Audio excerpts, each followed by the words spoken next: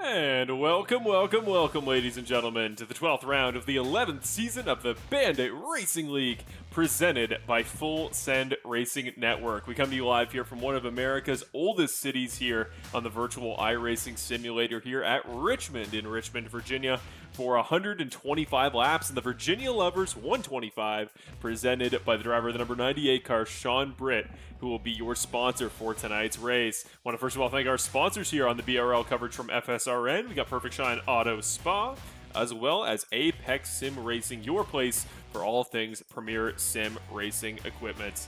Hi everybody, as always, you know me, you know my co-host. I am Mr. Marshall Crocker Jr., new haircut.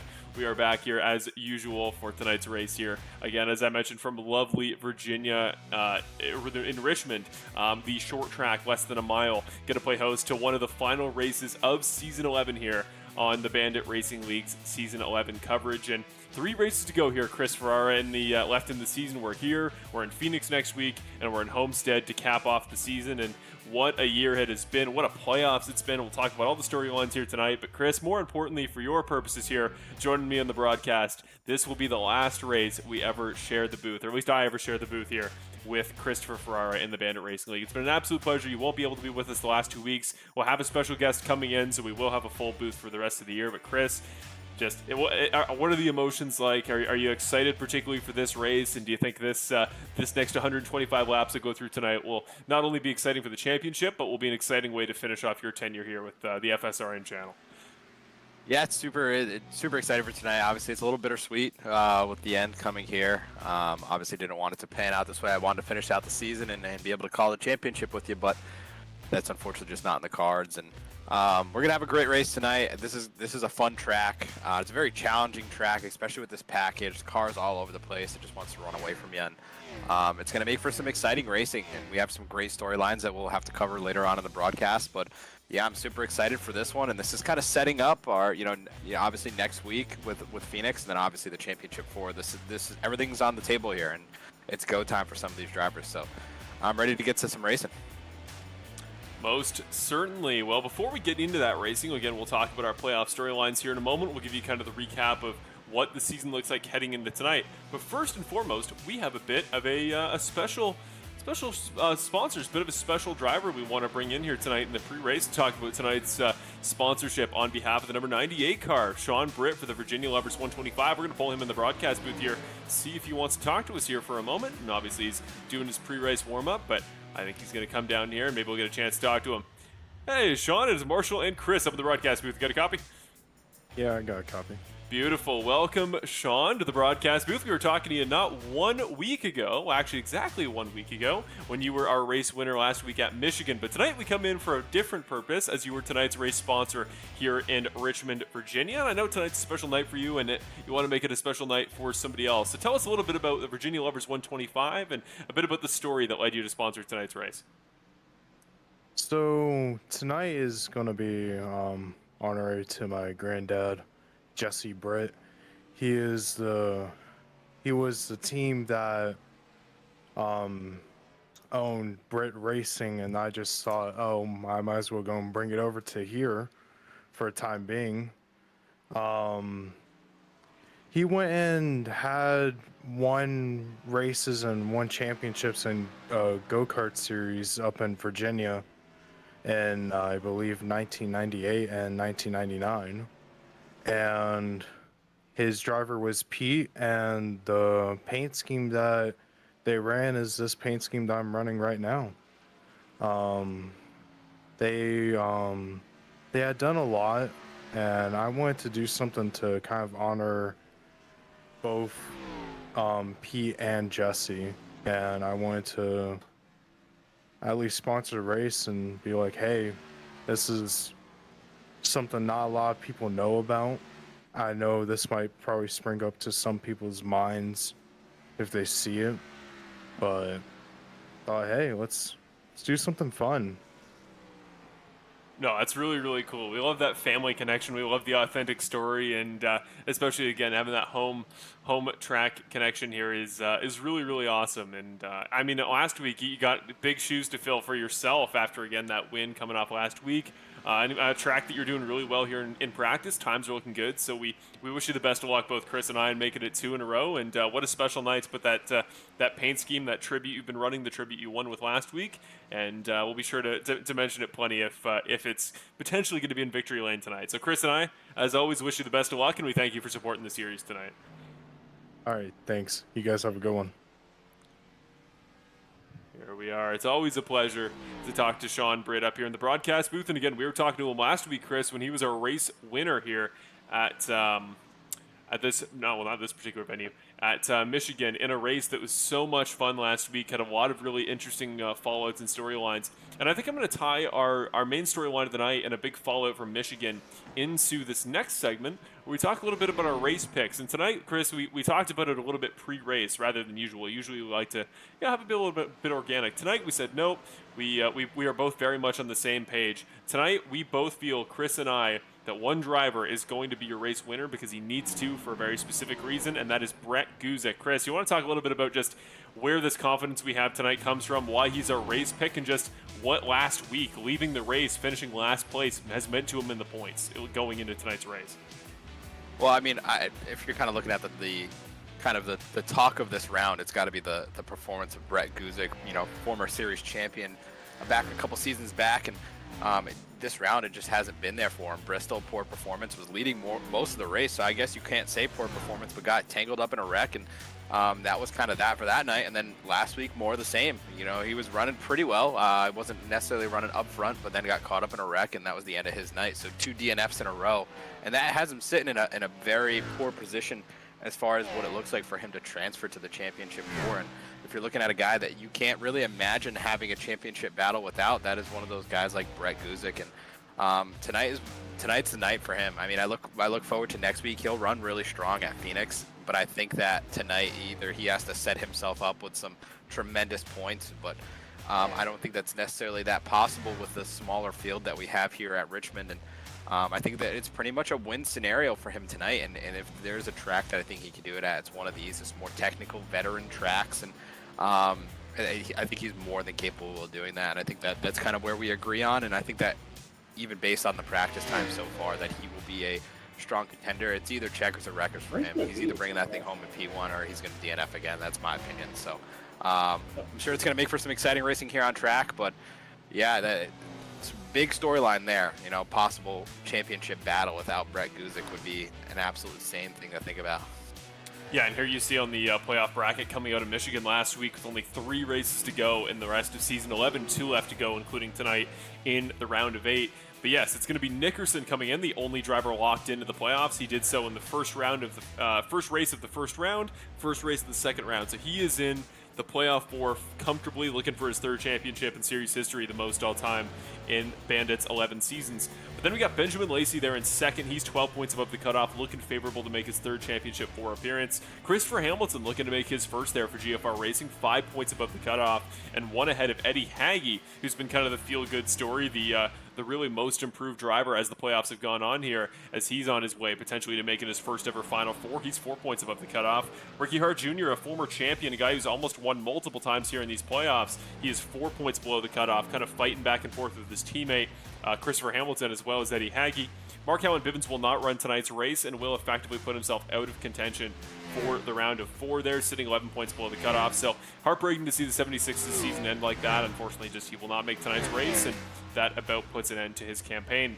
Kevin Foster, though, 12 points below, not in a favorable spot, but GFR is looking to make that clean sweep in the top 4. If he gets that win in the last 2 weeks out of nowhere, could potentially find himself in a good spot, but can still do it on points. We already talked about Brett Guzik, 22 points back there, Chris. It's going to be a fair bit to overcome, but we've certainly seen crazier here in the Bandit Racing League, and again, just a car with so much raw pace, and we've both picked him for tonight for a good reason. I think that 04 car as we head into qualifying here is just he's going to be on a different level. I think you get these drivers where they are just on such a linear plane towards winning that he knows with our format he's not out of it. He is got just as much of a chance to make the round of 4 when it comes to winning as Benjamin Lacey does. It's just he doesn't have that safety blanket. He doesn't have that cushion to work with. And I almost think for drivers like Brett, who we've seen really develop that killer instinct over the last few years, Chris, I think if anything, it makes them more dialed in, potentially more dangerous lap to lap.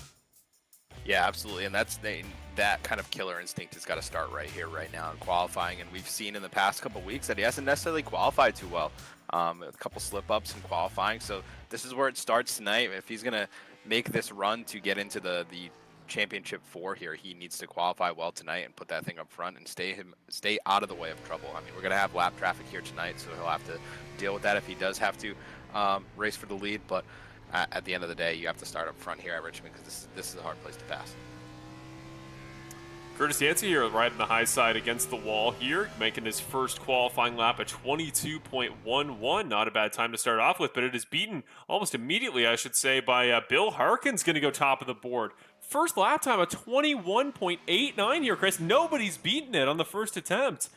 I don't know if we get a second attempt here in the current format. Paul Wilson will top him, but right now, Chris, Bill Harkin's front row, as no, Curtis Yancey's second lap is going to jump over top at a really good first lap from the 12. We'll see if he can improve upon it.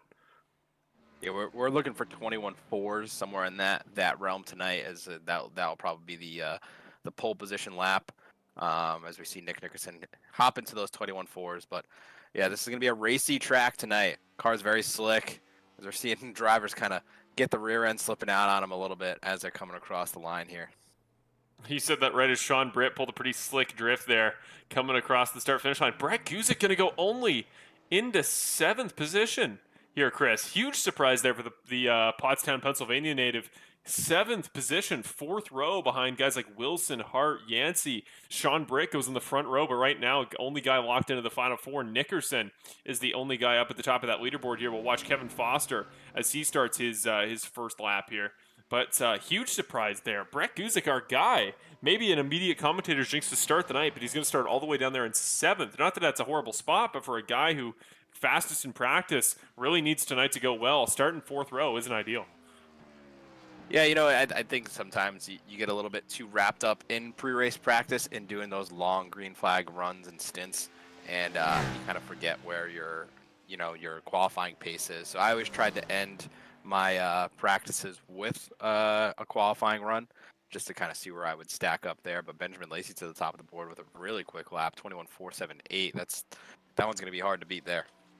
Yeah, don't forget about Lacey, even though he's comfortably in 2nd place right now in the overall playoff grid. As we see Kevin Foster going to come across the line here. He will jump up to P7. He will bump Brett down to 9th now. Going to go in 5th row with Bill Harkins. But, yeah, no, it's been a pretty good season overall here for Benjamin Lacey, kind of in every aspect. He hasn't had a major weakness as Cody Welch gets started on his first qualifying attempt.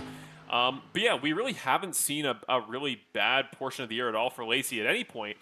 He's just been really consistent in these playoffs. That's why he's in a good points cushion, as Welch's first lap going to put him 17th, but this is kind of his warm-up lap to prioritize his second. We'll see where he goes second time by. But yeah, Lacey, P1, that's an incredible performance, and if he could just lock tonight up with a win, might give him a bit of peace of mind heading into Phoenix to, again, back in the Final Four, be in contention for the title.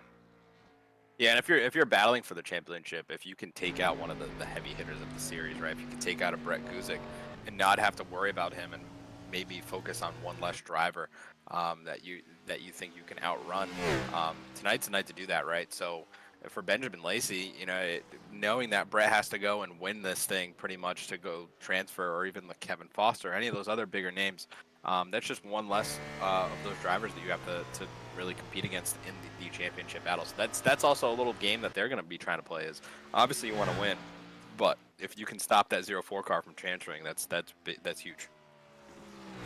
Brandon Jackson's second lap only going to put him up 1 position. He will jump Brett Guzik, so the 0-4 car out of the top 10 now. When it comes to qualifying, he will qualify just in front on track of Dawson Guzik, his brother, in the 44 car. But that should officially set our grid for tonight's race. Our 20-car field here at Richmond will bring us our 20th race of the season. And boy, howdy, what a season it has been, as that will officially end our qualifying session here momentarily. So we're getting ready for our starting lineup here, Chris, but I think the fact that our playoff guys are so spread out throughout the field, I think speaks to just how quick the rest of the order has been between Cody Welch, Curtis Yancey, and obviously last week's winner in Sean Britt. I think the non-playoff guys really coming alive here at this point, making it tough for these guys who this has playoff implications for this race tonight. Yeah, and you got to think about also these other guys, right? Kevin Foster, he's in need of a good run. He has a good qualifying position. He was leading the majority of that Michigan race. I mean, obviously it didn't necessarily work out for him towards the end there, but he was leading. He was looking like he was going to run away with that thing until we had a couple of yellows later in the race. So everybody here tonight has a lot to run for, and obviously there's those guys like Sean Britt who have special meaning to win tonight, and some of the other drivers like Cody, who's trying to snap that winless streak. You know, there's stories throughout the field. So this is going to be a good track for a lot of those veteran drivers who know how to get it done, but also can put this car up front and navigate this very tough track. There we go. Your pole sitter just jumps onto the grid. So here we go. Let's get ready for our starting lineup presented by Apex Sim Racing. Your pole sitter for tonight's race in the Virginia Lovers 125 going to be Benjamin Lacey for 785 Racing with a 21.478, putting him on pole. Behind him by about 0.02 of a second, it'll be Nick Nickerson, who starts on the outside of the front row, already locked into the next round, but looking to add to his impressive career win tally. Sean Britt for Britt Racing, the 98 car, going to go into the third position, starting on the inside of the second row. Again, it is sponsored race. Christopher Hamilton, big playoff implications here for him. He's above the cutoff, but he wants to stay that way. He will start in fourth. Fifth position, rounding off the top five, going to be Curtis Yancey, always good at short tracks in that 51 car. He starts alongside the always hungry for a race win, number 85, Cody Welch on row number 3. Row number 4, we got Ricky Hart Jr., who will start alongside his teammate and Kevin Foster for GFR Racing. Half of the top 8 going to be GFR cars tonight in the starting lineup. Paul Wilson, a good performance there. He will qualify in the 9th position, just ahead of Brandon Jackson, making his debut in a new paint scheme for the first time in a couple of years in that Coca-Cola Energy number 99 car. After him on the grid, it is going to be Brett Guzik again. We talked about, surprised to see where he qualified there in that spot in the grid, but he is on the inside of Bill Harkins. We'll see how much forward progress he makes early. Dawson Guzik going to start alongside Nolan Gross on row number 7. Eddie Haggy, your final playoff qualifier, going to start in 15th here with Jason Greenwald to his outside. It's going to be Lakey and Crockett on row number 9, starting 17th and 18th. Then Connor Gibson, former playoff driver, in 19th, will start alongside Hayden Paul in the 20th position. We are going to go around, I believe, one more time here. Shorter lap at Richmond, so we get an extra warm-up qualifying, not a qualifier, I should say, warm-up practice lap here. So we are ready to go here once the pace car gives the field to Benjamin Lacey. And 125 laps going to be the count tonight. Shouldn't be a particularly long race here in contrast to last week's race at Michigan. That was more of a race of attrition and patience. But that's an interesting story we mentioned there at the end of the grid there, Chris. Eddie Haggy tonight, 16th position. That will be something to watch because, of course, his season's been pretty consistent in these playoffs as qualifies well and then stays there. Tonight, be a little bit different. But Chris, we're going to give you the call. We're going to give you the field in your final race on FSRN. Take us to green here at Richmond. Well, here we go, folks. Pace cars on pit road. Virginia Lovers 125. Green flag is out. Nick Nickerson gets the jump here on Benjamin Lacey going into turn 1. I think that Lacey's going to have some something to say about that. He's going to fight back here. Here they come, nice and orderly off of 1 and 2. Get that power down, squeeze that throttle. Nickerson looking strong here at top. Look in the back already. Brett Guzik went 3 wide to pick up a couple spots here. He will get past Paul Wilson, the first car here heading backwards, but still we're side by side for the lead. Looks like Nickerson was basically the verbatim pole sitter there with how quickly he got into turn 1, but 7 car trying to fight him back, and Britton Hamilton making it 2 wide behind him as Welch has moved up to 5th ahead of Yancey. Oh yeah, and you got to fight here. This is one of those tracks where you have to stay in the fight and just don't give in early. It's not one of those tracks where you can sit and ride and see wiggles out of these cars early here. You're going to be burning up these tires and burning up your stuff. So you got to stay within reach of everybody here as we see drivers sliding up all over the track. A few more guys going to promote themselves a couple spots. Christopher Hamilton goes up in a 3rd as Sean Britt now kind of heading backwards a little bit. He was 3rd, now he's 5th as Cody Welch going to get him on the high side. Going to use that momentum to good advantage. So Cody Welch was showing good pace here early, but another guy with good pace here at the beginning. 02 car and Nolan Gross up on the high side. Actually got Brett Guzik there for a moment, so he is really pushing well. That one of the younger drivers in the series in the 02. Good start for him. He's up 3 spots, now 4 spots on lap number 4. One driver that seems to be particularly struggling at this point in the race is that 98 of Sean Britt. Started there in 3rd. Got the 1 car of Ricky Hart peeking to the inside of him. Just can't seem to get the power down a little bit, maybe too early on that throttle. It's making it tough though. here comes the 51 car going to try and put himself in the mix. It's what you got to do here to be competitive. Just make, get your car, get your nose in there, try to be safe, try not to send the other guy around, but just, be present. Save your tires as much as you can, but once you get that opportunity, you got to peek that nose in hard, or else you will not find a way past the car in front of you. As one car still fighting to the inside, trying to get that 51 car who's already lost one spot. We'll see if he can gain one here on Sean Britt, who again seems to be having a little bit of trouble for pace early, but just ran his fastest lap the last time by. Yeah, and that's really it. This is like I said, a veteran track, right? It's a very much of a rhythm track, and as the run goes on, you'll be able to set your rhythm there. But one thing that's going to be hard is when we cycle to newer tires. Your lifting marks, your braking marks, all your marks are going to be different, and it just makes it so much more difficult. And especially with tires that you're going to slap on the car the first couple laps, it's going to feel like you're racing there on an ice sheet. So it's just about being very consistent tonight, and that's going to be the name of the game. And getting the car up front and getting it in clean air is certainly going to help. Biggest playoff implications I'm seeing here is that Hart and Hamilton are in really good spots with the cutoff right now. Haggie's starting off there. He started back in 15th. He's up 2 spots into 13th, but definitely going to need to make up some more ground here to not go below the cutoff line, as I believe Ricky Hart Jr. would, at this present moment, leapfrog him into the playoff spots heading into Phoenix.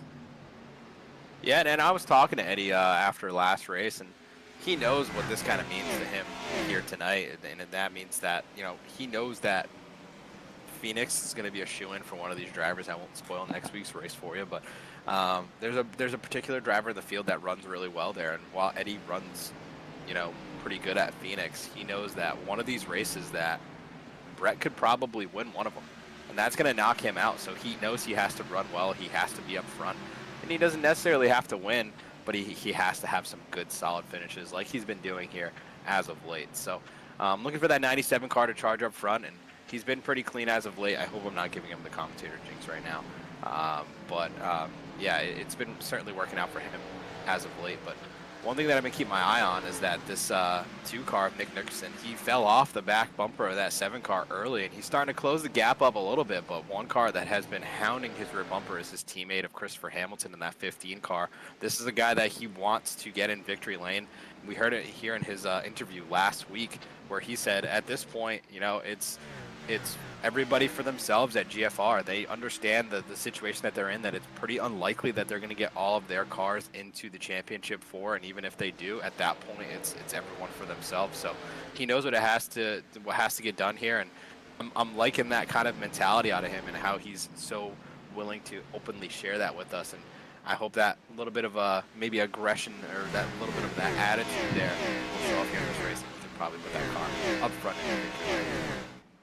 Well, to this point in his Bandit career, he's really succeeded primarily on his ability to rack up consistent points finishes and always be, there getting the valuable top 5s and just good results. But it really did sound to me like in that interview there, Chris, that he was kind of alluding to a future in this series of a lot more aggressive pushing for wins and really trying to make himself known amongst his teammates. Not just as the guy that brings good results, makes it to those rounds, but can have success in them. And that speaks to me like a guy that knows if he gets to the Final 4, he's got to beat one of the best, if not the best, in Bandit history in his very own teammate in the 2 car, and he's got to get hungry if he wants to do that. So I like that attitude from Hamilton, and right now, giving his teammate trouble, that's what you like to see.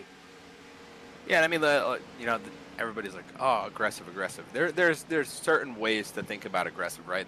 We'll relate this to actual real life racing. You got the 1 car of Ross Chastain, who has been known to be a pretty aggressive racer, and he's made a lot of things work for him where it's put him in positions to win, and he's also made some moves where it's taken not only him out, but the person that he's racing for the win out of the race. And if you look at that kind of aggression, I don't necessarily think that it's not necessarily a bad thing. I think it's great for the sport, but obviously it's going to ruffle a lot of feathers. And then you have the 11 car of Denny Hamlin last week with that 5 car racing for the win. He thought that he was completely justified with it based on the way the 5 car runs everybody else, but I think that he probably used them up a little bit. And that's just kind of the game that you play. You got to walk that line of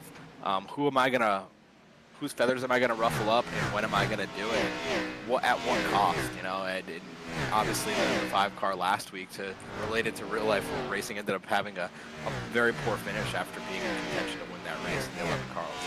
So So you got to do it the right way and make sure it sticks. But if you're fighting for a championship like we're starting to see unfold here, you know, and I think anything goes. And I like that out of the 15 car, and hopefully you can put that bumper to use here at a nice short track. Just checking on Jason Greenwell right now. We see him live on Skype here as he makes the move into 14th position, passing the guy who was hard charging pretty early on. Nolan Gross is looking good. Now lost a bit of momentum, a little bit of pace back about to where he qualified as he goes side by side with Matt Crocker here for the 15th position. But yeah, looking favorable there for those drivers to at least stay out of potential trouble here. That may be forming up earlier in the order. As there we go, Britt and Hart going to go side by side. Ricky Hart Jr. continuing to try to make forward progress. And there he is, Action Jackson. And we saw some love for him in the chat, making his debut in a new paint scheme, the Coca-Cola Energy Zero Sugar number 99 car. And energy is certainly something that number 99 driver is known for. Action Jackson, as he's come to be known here in the sim racing community, is one of the greats when it comes to fun moves and making big things happen. As we see the one car getting wicked loose off of 4. There we go. 99 car may take advantage. And is that something you think we'll see a lot here tonight? I know you talked about pre-race, the package tonight, and in qualifying. Very slippery here, and this track probably not as easy as it may look from a first perspective.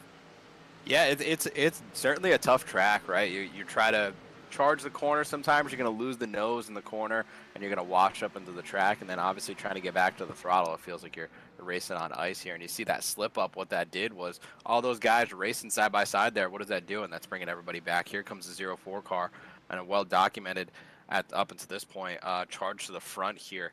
And he's certainly starting to make that work. He's had some pretty good pace the last couple laps. I've been watching his lap times, and he's making some good pace. So yeah, hopefully we can get that car up front, but this 99 car is looking real stout right now. Looking like he's going to make it work up here on the top. He's going to take a peek, but not quite. He's going to have a run, probably switch down to the bottom here. No, he's going to tuck in line behind that 98 of Sean Britt, who qualified third. Not necessarily the best of starts to this race. See if he can get that thing going here, but here comes the 04 car on the one car. Nice little battle here. Yeah, fun little train forming up, but with how, the bumper-to-bumper contact works here at Richmond, a train isn't as much of a literal kind of train like you'd think of, like a DRS train in F1. It can lead to fun passes at any moment. Here we go, Brandon Jackson on Sean Britt, trying to promote himself into the 6th position, and he will. 99 car going to get the better run, I think, off the corner, and tries to slide up. May not clear him here. I think he will into turn number 1, and now we're going to stay side by side, the two highest numbered cars on the grid, side by side here into 1 and 2. Yeah, this is important battles here on the track, even early in this race, only going on 27 laps into this race, where we're already looking at some very important battles. This is going to set up. Whoa, Britt sideways. Wow. Race spots are going around. First caution comes out, and the 98 car did not start this race the way he wanted to. Got a little bit too involved there, I think, with I believe it was Jackson, but we'll go to our butt kicker racing replay, see what kicked that all off. But luckily stays out of the walls, just stays in the grass, and a little bit of chaos there for him, but will be relatively unscathed coming out of it. Oh, talk about chaos. Look who was just around him, the 1 car and the 04 car, both in need of good runs tonight. They both almost got collected in that. So that was certainly a moment for them as well. They were probably thinking, wow, dodged that bullet here early. These guys cannot catch a break with finding drivers wrecking around him, but that 98 car looked like he just put a little bit too much throttle in it, and was just chasing it from there. He almost saved it. That was almost about to be one heck of a save, but kudos to him for not putting it in the wall or taking anybody out. But we have some takers on pit road. We do. Here we go. Most of the field going to make their way down pit road this time, and yeah, good to correct there, Chris. Yeah, no issue with Jackson. Just solo spin, got a little bit loose, and that was all it took. Is here we go. Across the line goes our entire field. Nobody's staying out. Looks like tires going to be crucial here tonight. Obviously, shorter race may mean that fuel not quite as much of a early desire, but here we go. Let's see what guys take, and who's going to bargain maybe for 2 to get some track position, or who is just going to take 4 and keep it simple. It looks like everybody right now, nobody looking early. Oh, there we go. The 8 car, the 97 car. Yeah, a couple guys going to take that gamble for 2. So there we go. Lacey will beat Nickerson. Greenwell as well going to promote a couple spots. He's up to 5th now in the 83 car. Going to take 2 tires. Yancey, Hamilton, Welch all going to drop as a result of taking 4. Guzik now going to promote himself up to 9th. Jackson in 10th. And then Hart, Guzik, and Wilson going to be the next 3. So Brett Guzik now going to fall back again to 12th. Has not been in a really favorable spot all night when it comes to track position. Jason Greenwell going to come back down this time. But Kevin Foster, new race leader here. And don't forget, playoff contender is a guy that needs good points tonight. I mean, I like that, right? Shaking it up. I mean, Kevin Foster is in need of a good points finish here tonight to put himself back in the fight. So I'm not quite sure what he took there. I'm going to presume that he took 2 tires, and that will throw you off a little bit later in the race. But if 2 tires works for you here and you can maintain this track position, I mean, I'm assuming he's going to drop a little bit here, but if he can keep himself roughly in touch with that top 5, I think that is a really good gain there. So we're going to see how this tire situation works out, but I like that. Take the chance. You need it at this point. Give your season some hope here and put that car up front and see what you got. So he was running pretty good. He was right there on the back bumper of that 04 car while they were battling there. So fight at the end of the top 10. Let's see if he can get a net gain of a couple positions here. But another car that needed that jump up was that 97 car of Eddie Hagge. He was running there at the tail end of the top 10, and he's putting his car on the front row, see if he can make it work and maintain that track position. But yeah, I like these calls here, especially on a short track. It makes for some exciting racing. Quick caution here, ready to go back green, but there you see the Annapolis, Maryland native of Eddie Hagge, driver of the number 97 car. Yeah, sitting on the front row alongside Kevin Foster. 2 guys near the cutoff, 2 guys that really need a good performance tonight. And imagine for either one, Chris, a win, just how huge that would be for any of them. But here we go. First restart of the night. Field is in control of Foster and Hagge. Green flag here at Virginia's Richmond International Speedway. For our 125 laps here, third to last race of the season. We are 3 wide into turn number 1 momentarily. 51 backs out. We're 3 wide in the second row as the 7 car getting trapped between the 97 and the 15. Hagge's going backwards, not the start he was looking for here, as the 2 car takes over the race lead on 4 tires. It looks like those 2 tires are definitely not going to be to their benefit. We'll see as they come in and heat up here if they can get themselves going, but wow, that shot out of a cannon is that 2 car. And also this 99 car, look at him. He's charged up here through this restart. I see cars bouncing off each other on the back stretch. We're going to have a wreck here. I think it's going to be a caution. Yeah, we see David Lakey looking completely the opposite way here as, yep, yellow flag will come out. 84 car involved in a wreck. That'll bring out caution number 2 on the day. Butt Kicker Racing replay shows the 84 car a little bit low. Oh, 44 into the 1. Which bounces him into the 84 car. So Ricky Hart Jr. narrowly avoids issue there. But yeah, just kind of a one after another, kind of a collection of guys just domino affecting each other out of, at least out of the main groove there. As Lakey going to go around, but little damage there. Should be able to return to the track. And Bill Harkins, who is a lap down, will be there at the back of the field with him at the moment. But yes, the 2 car going back to the front there on that restart. And yeah, you're absolutely right, Chris. The 2 tire guys just did not have the luck there. We'll see if they stay on track, but nope. Gonna pit 4 tires and worth a shot there. I'm happy they took the gamble there, Chris. I think it was a good call to at least give it a shot there, kind of test the waters for later in the race. Yeah, absolutely. I think that was a nice gamble. You see how it pays off. It's still early here. You're still in the lead lap.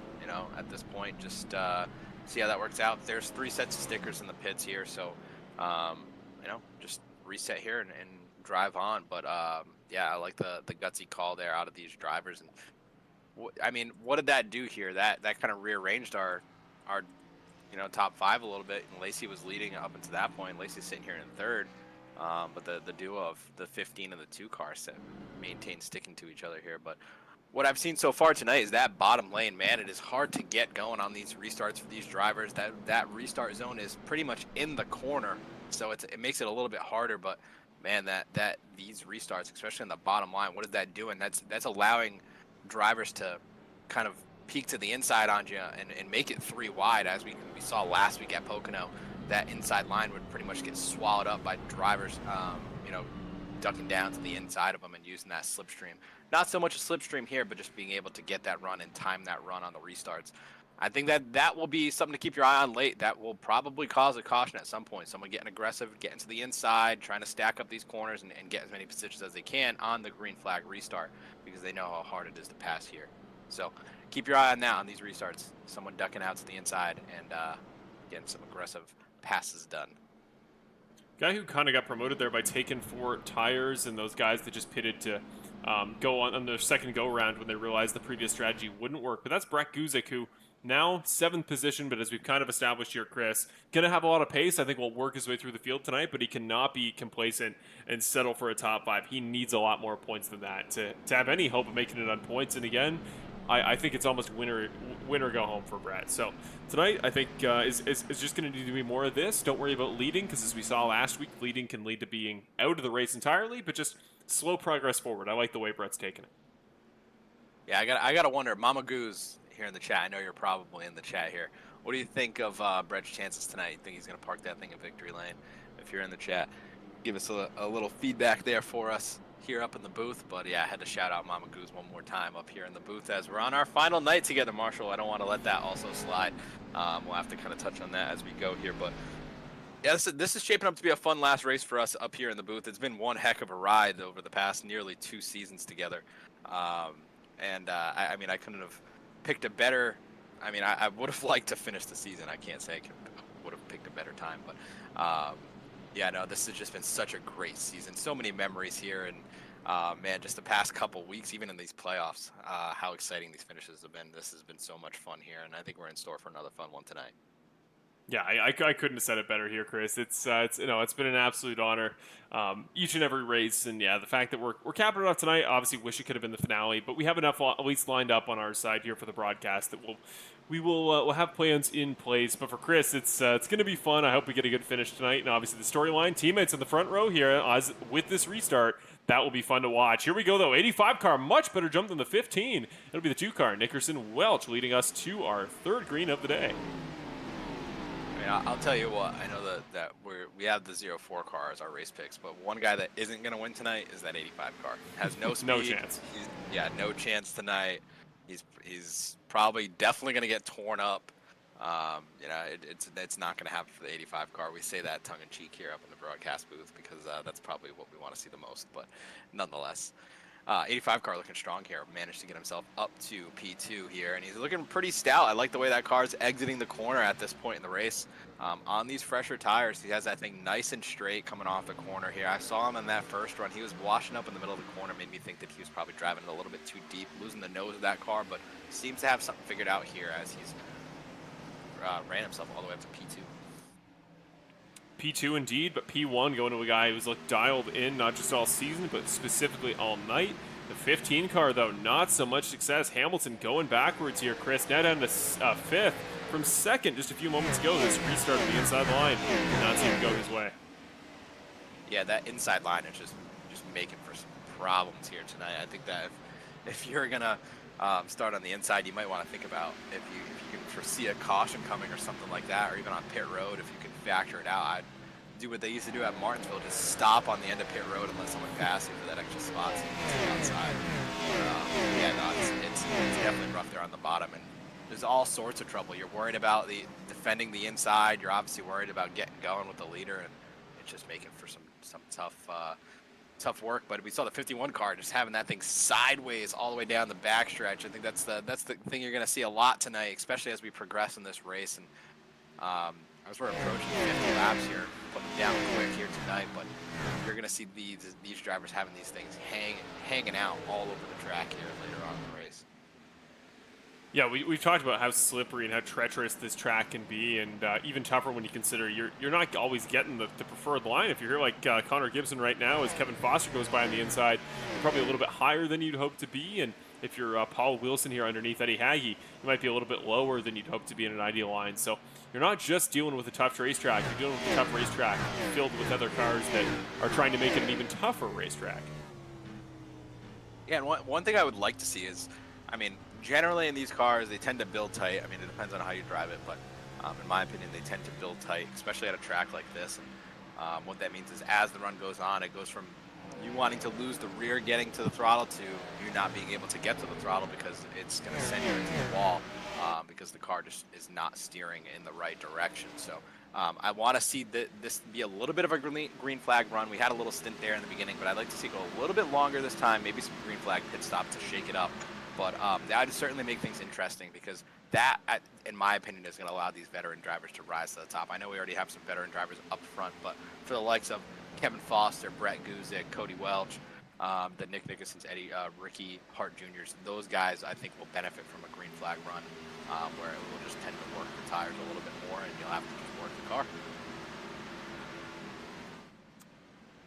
7 car, yeah, getting really close to his teammate here. 785 guys who have relatively tonight not seen each other too much on the racetrack, but have both shown good pace. You know, there's always the storyline where obviously the 7 car wants to lock himself into the next round. Cody Welch wants to lock himself into not being on a 3-year winless streak. And either way, these guys are going to fight, I think, pretty cleanly, but are going to give each other a little bit of trouble. Although, you know, Chris, as we see the 2 car continue to move off into the night, might it be better? I know you never, think about just giving up and letting the other guy take the, position ahead of you. Like, that's farcical. But just to say that these guys definitely need to get the move on a little bit, I think is fair to say. And I think the best way to do that might be going end to end, maybe giving the occasional bump and just making sure whatever car is faster right now is ahead. And right now, this the 7 car passes. That may be the 7 of Benjamin Lacey.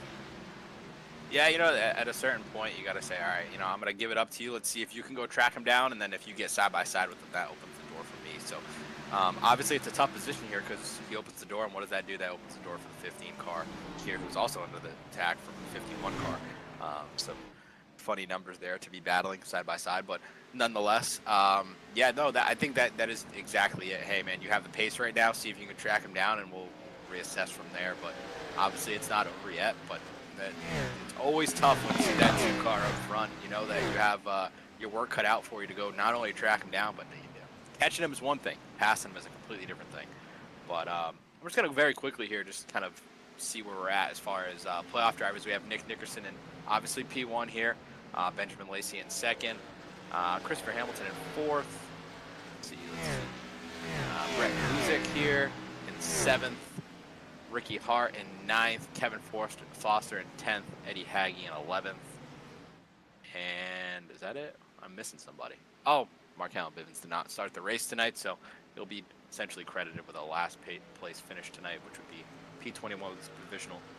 Definitely not the finish that he would want tonight, but has some outside things going on, so he won't be able to make the race. He'll still have a chance to win his way in at Phoenix. Unfortunately, the only problem being the automatic win only applies when you've made every race in the round. So unfortunately, it won't. Mark Owen Bivens tonight will essentially put an end to his championship hopes. As much as I would like him to have the opportunity, just unfortunately that caveat we put in the championship system does mean that he will be ineligible, and thus, it will unfortunately be out of this season's playoffs. But speaking of which, we do have our updated point standings here on the right side. Going to go through and see where drivers are currently sitting. Not as of lap 1. Let me just fix that here.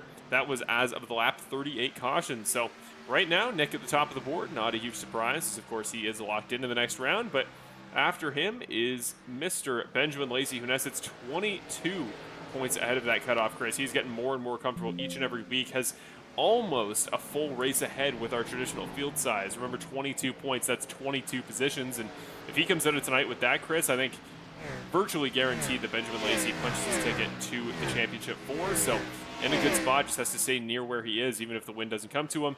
And then the 15 car of Christopher Hamilton, 5 points above, still narrowly fighting for one of those final spots. And that's really the storyline, because his teammate Ricky Hart Jr. is 3 above, Eddie Hagee is now 3 below, and those are the only 3 guys anywhere near the cutoff, as Foster 14 below, Guzik 16 below, and then Bivens with the missed race tonight, total of 47. So I think it's those 3 names there, Hagee, Hamilton, and Hart, battling for that final spot here, Chris.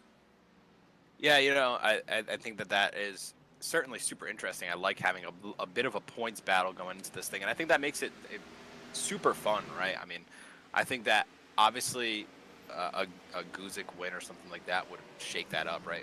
It would essentially come down to Hamilton being in at this very given point, and then Ricky and Eddie having to battle with him. So when I look at where we're kind of running right now, you have the 97 separated only by the 8 of Kevin Foster to Ricky Hart there, and obviously Christopher Hamilton's putting in a pretty good solid run tonight here in 4th position.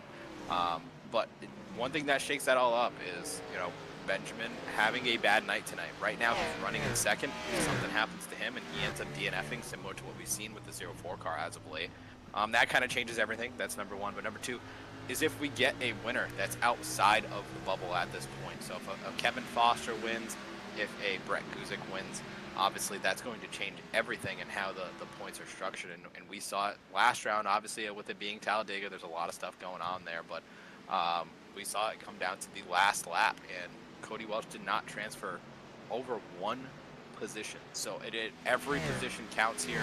Even in this race, going into next week, you have to be on it and making sure you get every position you can to just better your hopes next week. And one position tonight can be one less position next week. So, yeah, I love the little tiny points battles here. It's something that I know that probably Eddie Hagge right now is trying to keep tabs on that one car, Ricky Hart, and seeing where he's running and how close he is to him. And, you know, likewise with Christopher Hamilton wants to see where his competitors are running here on track. But one guy that doesn't have to worry about anybody's running anywhere on track is that 2 car, who is pretty much well maintained this, just about a second lead over his competitor there, Benjamin Lacey. I mean, I just have to give props where it's due. I mean, Nick Nickerson, since I've come into the league back in, I think, season 8 or 7, has just been an absolute dominant force. I mean, I think you said it before we started the broadcast. He's essentially like Thanos, or, you know, prior to Red Bull coming to its current form, pretty much the Lewis Hamilton of our series here. He's just absolutely dominant, and it's everybody against him, and he's just solidifying that every single race. He always puts himself in position. I mean, look at Bristol. We rode him off, and he ended up winning the thing. He was in contention to win it last week, where he just got shuffled out of the draft and it didn't work, and he wasn't in that conversation for most of the race. So at the end of the day here, Nick Nickerson, I mean, just as far as memories here broadcasting, it's been such a phenomenal thing to watch how he's able to navigate through these fields in such weird set of circumstances and always come out with a very solid finish. And I mean, obviously I was able to broadcast Nick's championship win last season with you in the booth, and I mean, it's so incredible to see out of such a nice, great guy, very smart and knowledgeable, but just overall great guy. I know that we'll have some announcements here towards the end of the broadcast with the league owner Bill Harkins. Nick already said I don't even want to just put it back into the league here. So just an overall stand-up guy. And I pick on him a lot in the broadcast, but it's all love, Nick. You know that. For sure, it's all more of a respect thing. And at a certain point, you gotta call jokes on it, because it's just such an impressive and, I mean, repetitive, impressive piece of behavior from Nick to just always not only be fast but always be consistent, and to have us be surprised if he falls outside of the podium, let alone the top 5. So, what an impressive driver. It's been a great race so far. I mean, a caution would really shake this up right now and really add that additional element. Maybe we'll get one later, but we're already halfway through. In fact, 7 laps past halfway through tonight's event here at Richmond, and it has been the 2-car show basically since the drop of the green flag. And right now, it's just going to be Nickerson and then the 7, 8, 5 cars, and then his teammate Hamilton and Brandon Jackson, who's run well but finds himself there in 5th as Brett Guzik tries to go chase him down. That 04 car is looking decently racy, but just I think I've been kind of surprised that quick he was in practice. That pace hasn't quite been so present in the race here, Chris, tonight. That's what we were talking about pre-race, is what we needed to see from him to make that Final 4. Yeah, and one thing that's Brett is really good at is we're seeing the 99 struggling, man. He's having this thing all over the track right now. That just kind of shows you how much he is pushing. We're going to see the 04 car close up on Brandon Jackson here. But one thing that Brett has always been really good at is conserving tires, making sure his tires last at the end of the stint. And, I mean, I'm going to presume that's what he's doing. He's making sure he's taking care of his car and taking care of his stuff, so that way towards the end of this run, he's going to make up a lot of ground. But with this being such quick laps and a relatively short race for such a short track, you kind of have to throw that out a little bit here, I would think. And at a certain point, he's going to have to flip that switch and just kind of hammer this thing home. And he's got to come away with, I mean, even if he wants a shot here to put himself in worst case scenario, everybody in front of him wrecks next week, and he can come away with a top 5. If he wants to give himself a shot, he has to come home with a podium. But obviously, he is almost in a win-and-you're-in scenario. So as he's trying to get to work here on the 99 car and put himself in the top 5, he's certainly got his work cut out for him with this current pace compared to that 2 car. Yeah, getting to work is a good way to put it too, because he is using up the back end of that 99 car really all over the back of him, trying to get maybe a wiggle or just trying to get something going. Because yeah, as good as he's been here all season, all playoff, not a lot of momentum moving forward right now for the number 04 car. So as we see a couple of guys about to go a lap down, Hayden Paul, Jason Greenwell, and Bill Harkins, the main 3, falling back towards going a lap down. That's going to be a storyline, as always, here. As we saw last week, it played a big role here, Chris. Lap traffic against the leader. How do you think Nick will be able to fare? I mean, one of the best in the series, I would say, when it comes to lap traffic navigation, as he is about to have to start doing with the 54 car.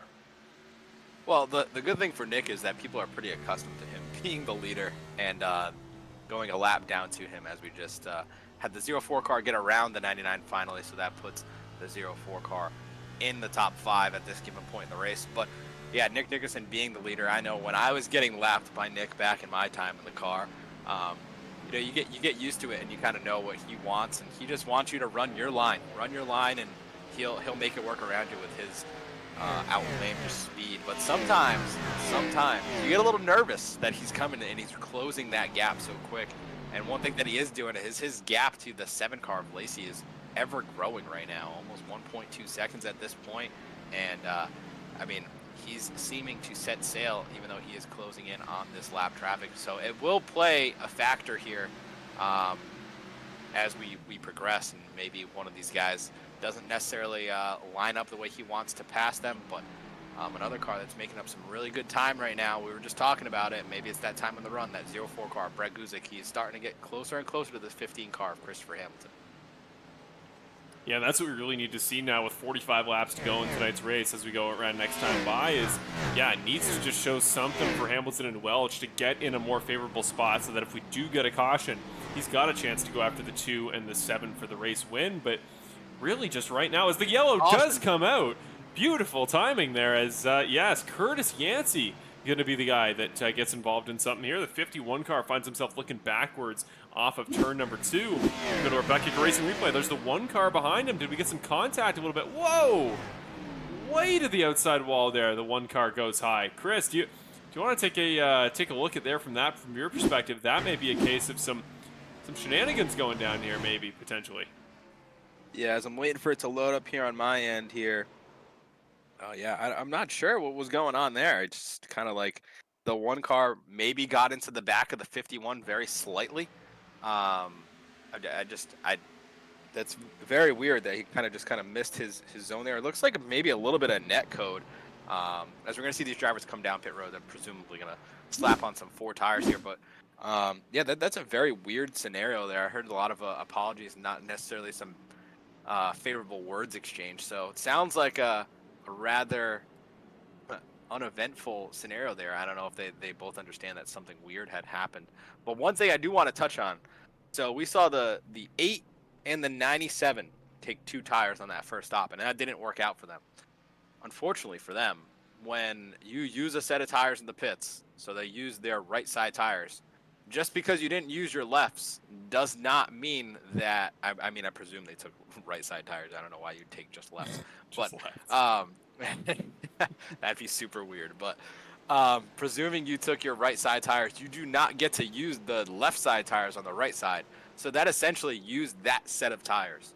So at lap 81, that is, in my opinion, probably the last set of tires for the 97 and the 8 car, who are running very close on track. We're seeing that battle of those 3 pretty tight here at this point. We get the 8, the 1, and the 97 pretty much all together on track here, and we know the implications for them at this point. But yeah, just keep your eye on that. Some of these guys have used that first set, and now these other guys essentially have 1 extra set on them for the rest of the race. For a late race yellow, that could be huge.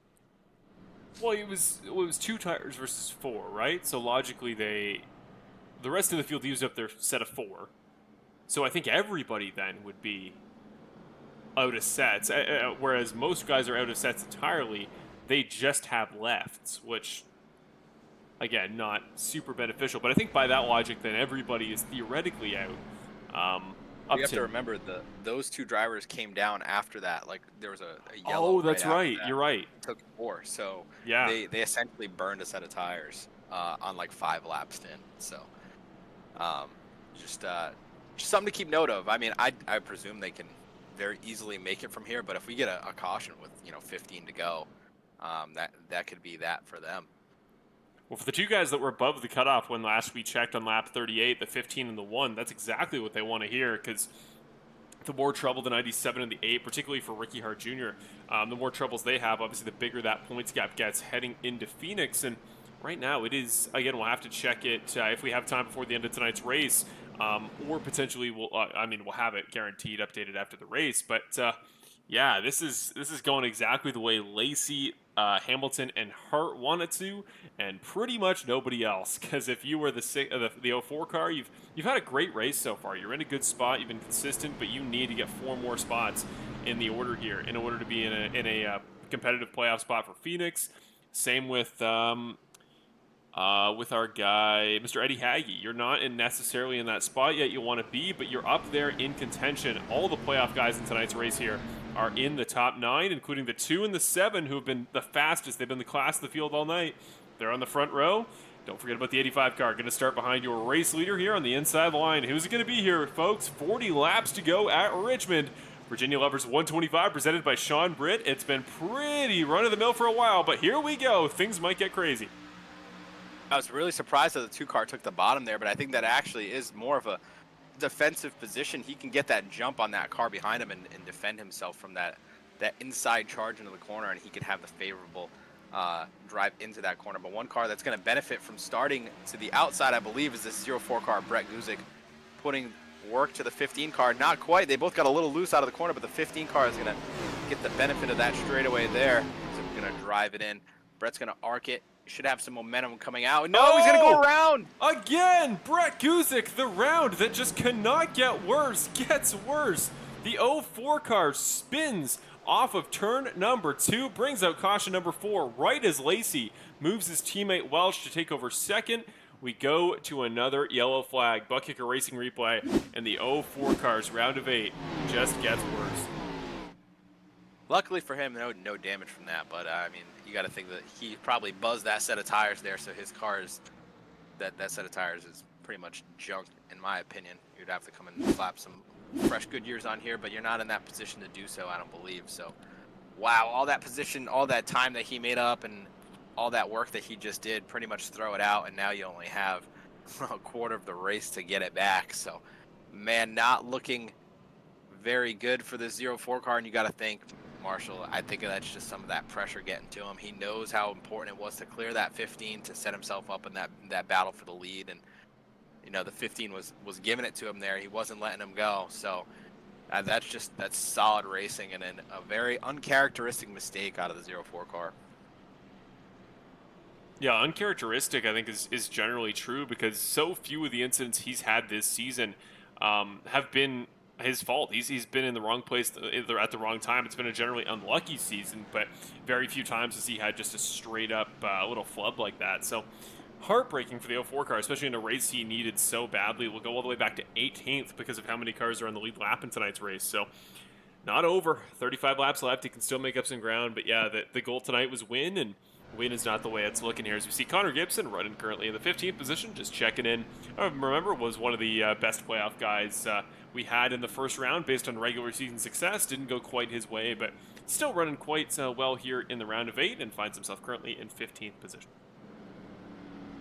Yeah, man, I mean, I'm just trying to think about what that 04 car of Brett Guzik has to do at this point to get himself into the next round. And obviously at this point, with just a handful of laps to go here at such a short track, this is going to go by quick. He's got some racing to do ahead of him, and he's going to be aggressive here, and we'd love to see that out of the 04 car. We saw that at Darlington a couple races back when he got shuffled out due to a penalty, and he drove that thing through the field, and he said, all right, that's fine, I'll do it again. So let's see if he can make some of that magic reoccur here again tonight at Richmond, but he is certainly in need of some kind of magic to help him stay out of trouble.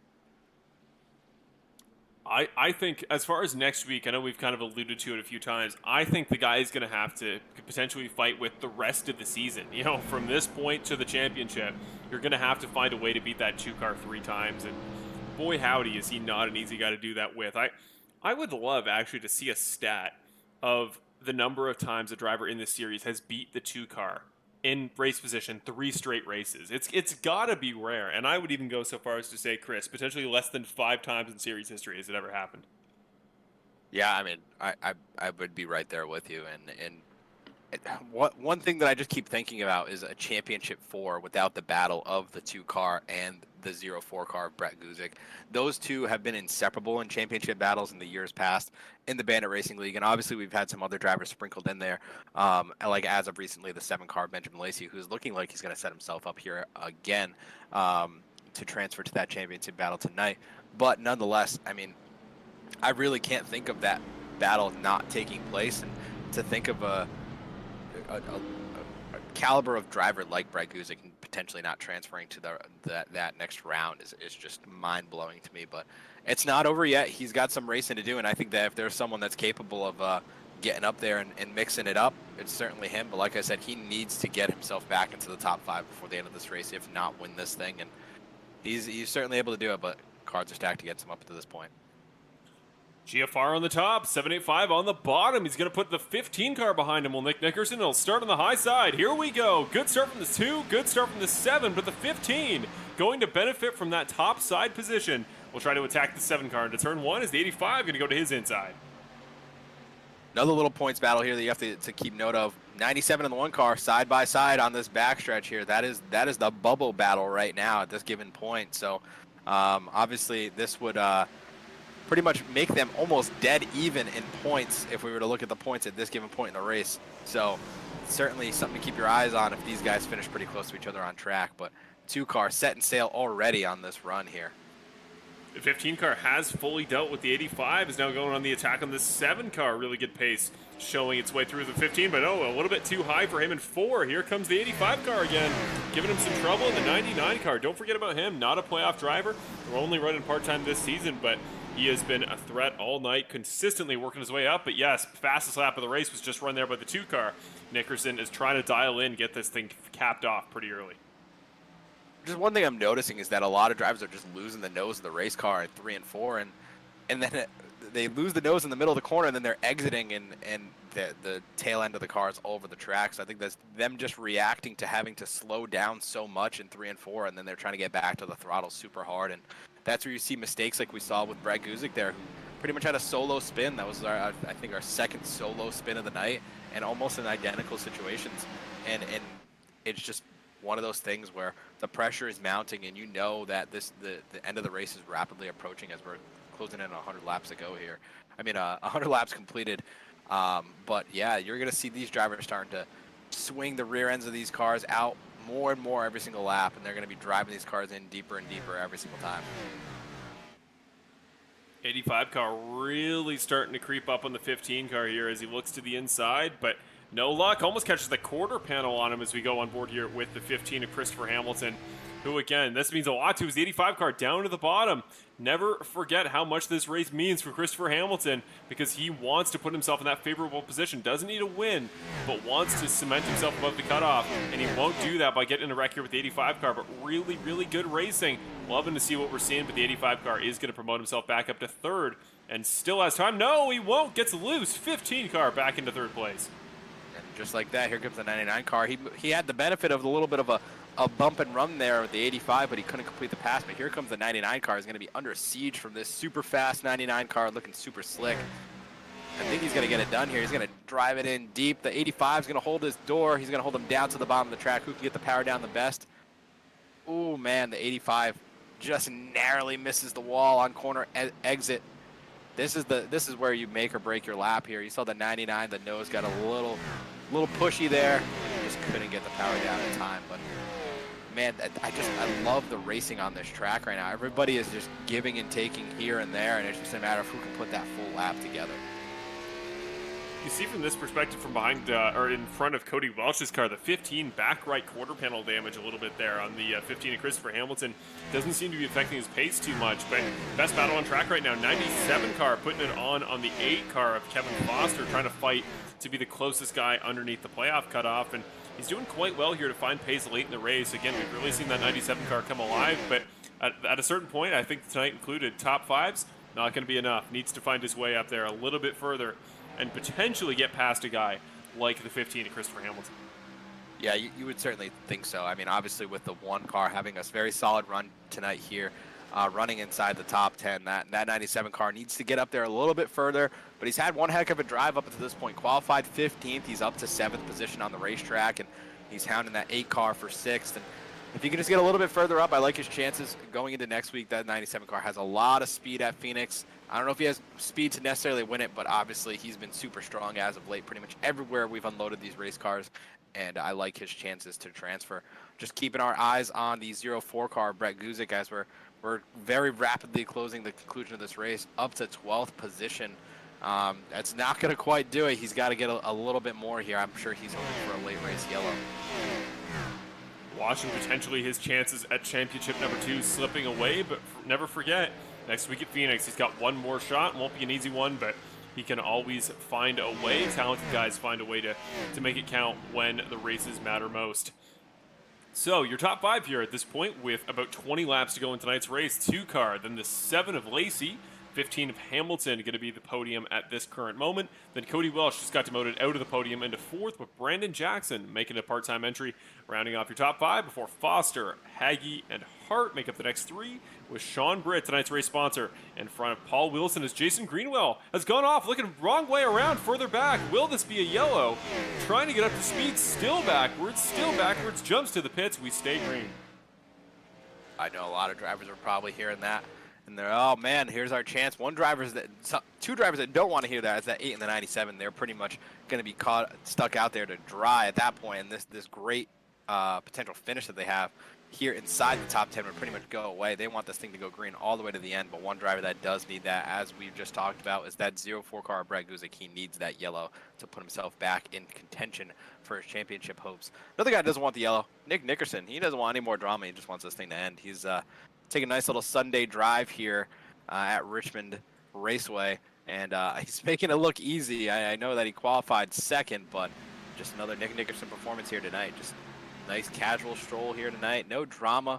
I know he's had some drama here the past couple weeks, whether it be Bristol or what have you, but making tonight a nice easy one for him, stress-free up until this point. We still have a couple more laps to go here, but nice solid drive out of that 2 car tonight. 17 to go here at Richmond. Again, not a particularly long race in terms of lap, duration. So we are getting towards the closing stages. But again, the fallout of this race is going to be massive for the championship. And even if we don't get that battle to the finish here tonight, we got another good race here at Phoenix next week to cap off the season, heading into our final 4. And then, of course, you won't want to miss the championship race at Homestead Miami Speedway in a few weeks' time. But right now, Kevin Foster and Eddie Haggy again. If things go crazy at Phoenix, or they get another really good performance, tonight's decently placed positions just below the cutoff line with Christopher Hamilton still ahead of them may give them a shot to point their way in at Phoenix. But of course, it will be tough, and I think how good this playoff field's been, they will need a podium next week at Phoenix to make these pretty good performances into a championship 4 appearance.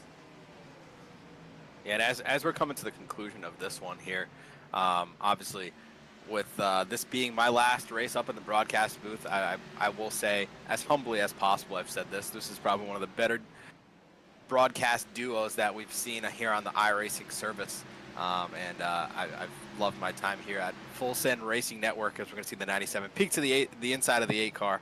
Man, I hate to walk away from this, but it has been super fun. And watching these battles here on track like this 97 and the 8 has just made it so much fun to do this on Wednesday nights. And I know that if what I believe is to be true, if everybody at home is worried about, oh, who's Marshall going to broadcast with, do not worry that he has a very highly touted name coming in to fill the shoes that I will be leaving, and I think that you guys will be actually more entertained by that I won't even call him a replacement. I would say the upgrade of myself. So No. Nonetheless, this 97 is 8 car, man. They are getting after it. I mean, all but just using up each other. The 97 is searching all over the track to try and find a way to get around him, and that just shows you how hard it is to get around this racetrack as we're approaching 10 laps to go here. 97 gets such good runs, and he can get to the back bumper, but he can't cleanly make the pass. And you got to think at a certain point, maybe this 97 car puts the bumper to the 8. You got to wonder next week. Sometimes, Phoenix can race like a short track in some of those slower corners. Does that kind of catch up to him? And you don't want to use up one of your fellow competitors that you're battling to get into the playoffs with. So it's one of those things, and you need that one spot knowing that one car is behind you. 97 car is really close this time, about a tenth and a half back he sits of Foster on track. And as you're saying here, Chris, getting much better runs off the corner. I think one of these times it will pay dividends here. But to your comment about next week, I mean, I think even the guy we're bringing in next week would say that he will be a downgrade, and will try to be living up to what you've done here in this series, Chris, for the past now almost 2 full calendar seasons. As yellow flag comes out, here we go, Chris. We're gonna give you a fun one to cap it off, and we talked a little bit about it at most of our short tracks this season. We talked about it in the playoffs. I think the term bump and run is going to start getting involved here. There are guys that need to win this race that I think are going to get a chance to go fight for it right now. But caution comes out. Don't even see the reason on track it's happened. Nobody went around. Don't know what it was. But, folks, we are going for one more restart here at Richmond. If you're not entertained yet, you're about to be. I will say that. I know this has been a little bit of a slower one because it's so hard to pass. We're gonna see these cars coming down. They're gonna pit. I was gonna say it's gotta be a question. Lacey stays out. This is gonna be the gamble. Ooh. Oh, but everybody else comes. That is crucial for Lacey. Boy. I don't know. I will.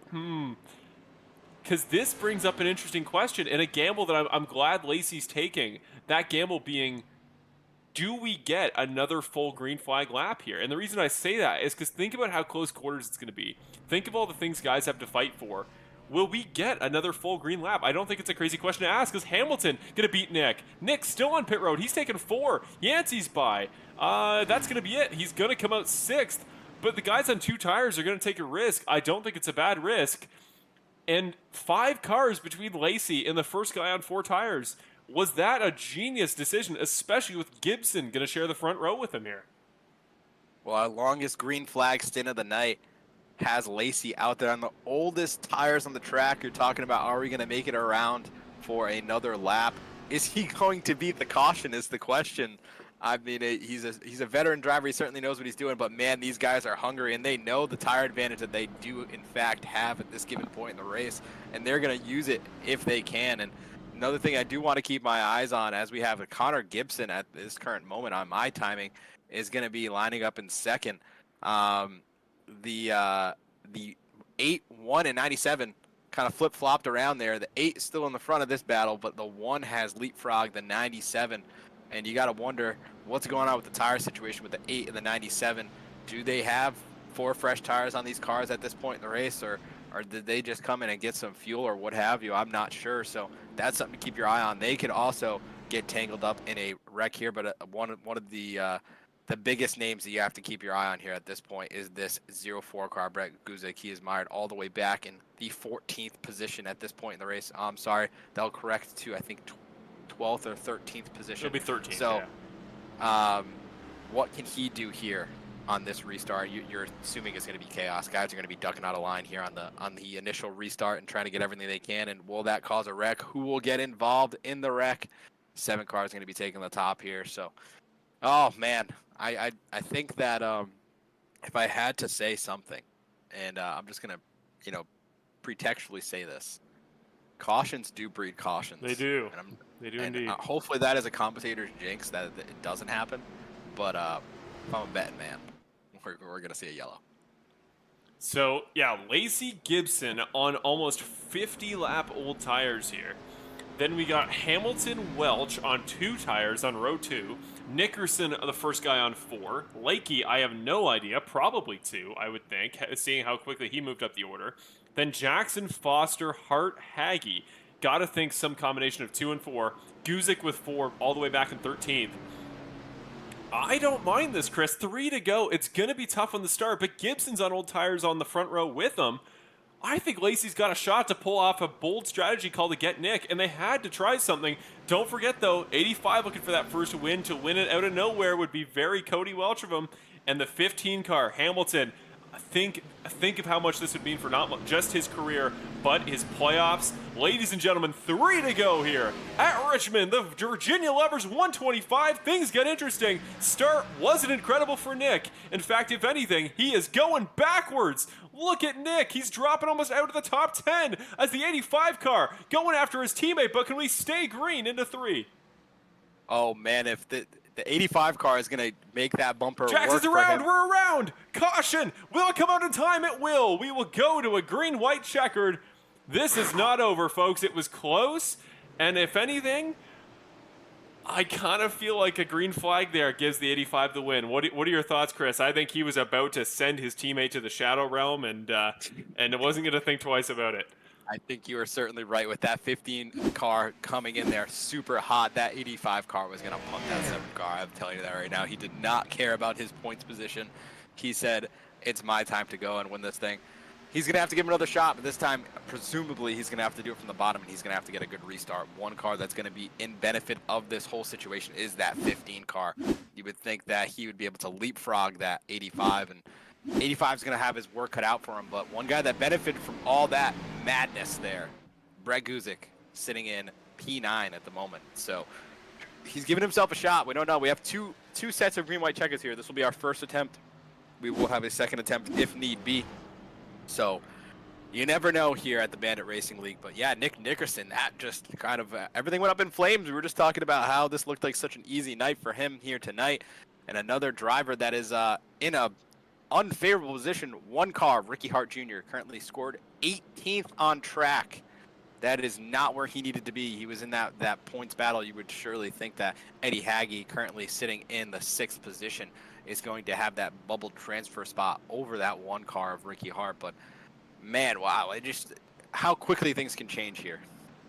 Well, I was going to say here, I think Ricky Hart, the prominent, the notable car involved in that wreck, because, yeah, back to 16th, as I'm seeing him on my scoring. That is crucial for his cutoff. That is going to promote, I would think it'll be Lacey, Hamilton, Nickerson above, and then I think it'll be, would it be Haggy then? Haggy, I think, would jump back into the top 5 pretty comfortably here. So the 97 car, who continues to just get into another gear here in these playoffs. The 97 car of the regular season and the 97 car we're seeing now, 2 entirely different beasts. And if he can be in the top 4 heading into the race, that would put him in the championship 4. What a special season he'll have had to that point. But to be fair, though, don't forget, a win from somebody below the cutoff would still bump him out. And though we're pretty certain that the top guys are going to be fast next week at Phoenix, crazier things have happened, and we are seeing crazy here tonight. So, Haggy, if you want to hear about craziness, 04 car, EOL penalty, end of the longest line. No way. Oh my word! It's just apparently the race control put the blame on that incident on him, and yeah, from what I'm hearing in the race chat is that he put everybody 5 wide there, and that caused that incident. So, oh man, just when you thought it was shaping up for that 04 car to get a good finish tonight, just does it to himself again, and that's not what you want to see if you're a 04 car fan. And I don't know if Mama Goose is here. I'm sorry that this has turned out the way it is. It's certainly going to be a battle, and like I said, Brett can go out and win any given week, but next week he's going to have his work cut out with him at Phoenix. So, man, that's a tough blow. Yeah, Guzik to the back of the field. Yeah, I mean, it's a call that we don't have all the context. We don't know what went on there, and we knew he was going to fight for it. So you had to think he was going to absolutely send it there that lap. But heartbreaking stuff. And if you're one of the Guzik clan here watching tonight, we always love Mama Goose and anybody else coming out to support the family. But once Jason Greenwell gets back ahead here, it's going to be Guzik's at the bottom of the field tonight for both Brett and Dawson, and that is about the worst night they could have hoped for from that family. But here we go. Lacey and Welch, 785 teammates. Lacey looking for the championship for his third time. Welch looking for that win finally. Lakey, a dark horse, and Hamilton, first career win, could be on the horizon here for him as well. 2 laps remaining, less than 2 miles here at Richmond. Richmond, Virginia, here we go, the 84 car. Really good start, and the 7 car going to look to set sail, cap this off in style as we battle further back for third. Look at the 97. Haggy, where is he coming from? He's going to get Lakey too. Is it going to be caution number 2? We stay green, but Welch really sending it into 2. Can he hold on to Haggy? They're going to make contact. Lacey coming to the white flag. Oh my goodness, folks. It is all breaking down here. Apex Sim Racing white flag. Look at the oh wreck my after goodness. the yellow.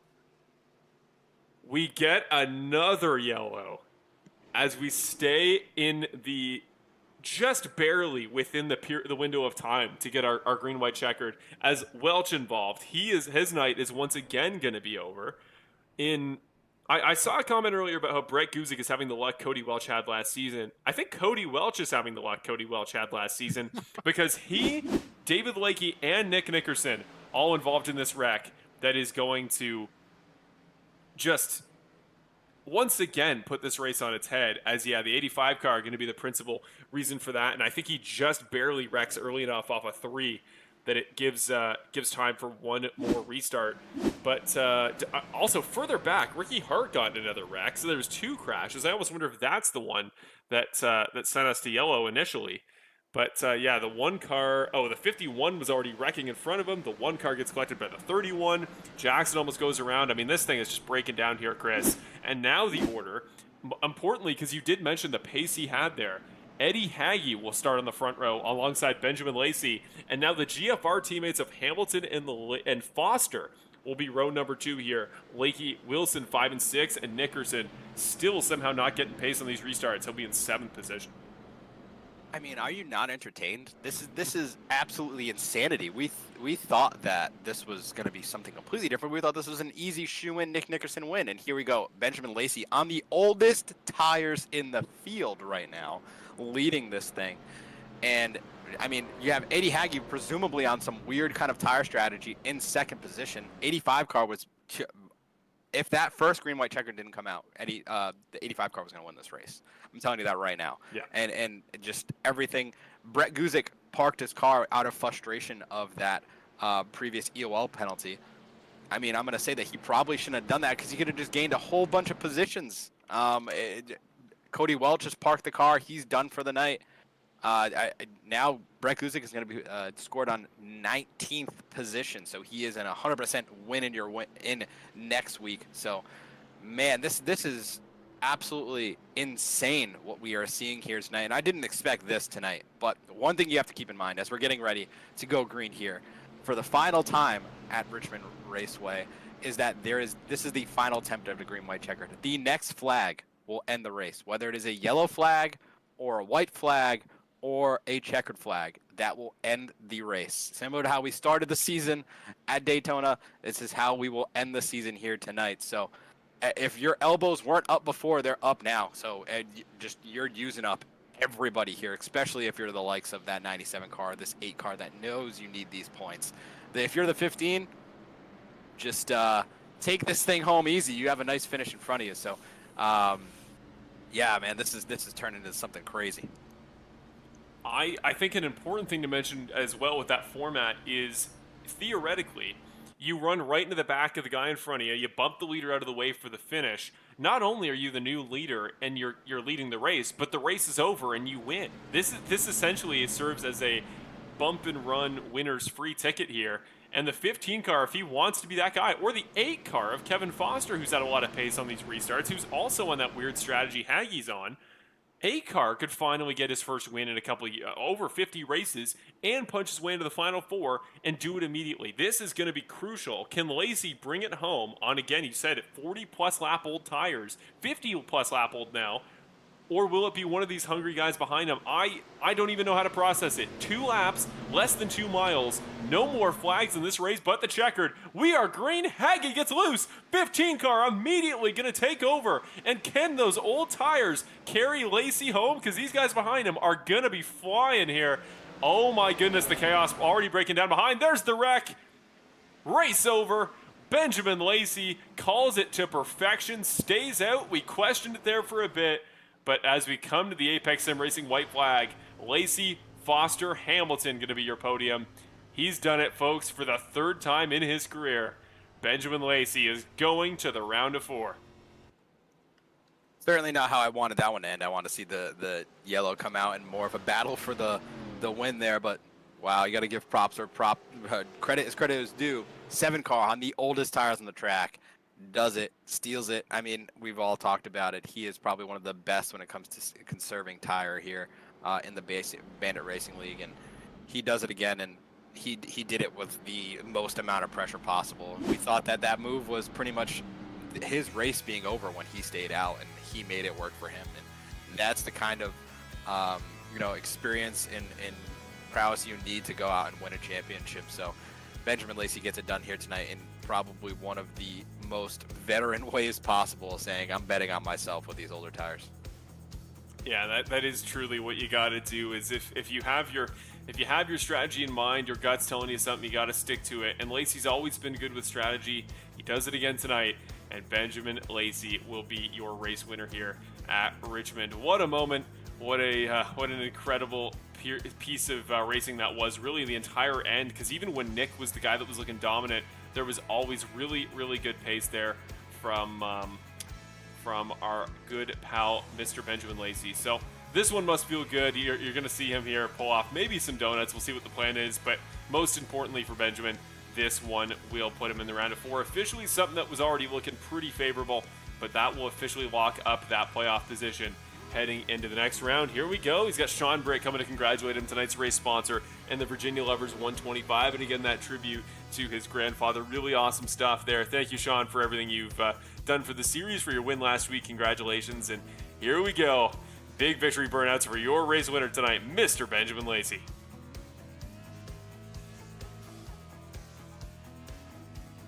Certainly becoming a pro at doing these now, I'll say.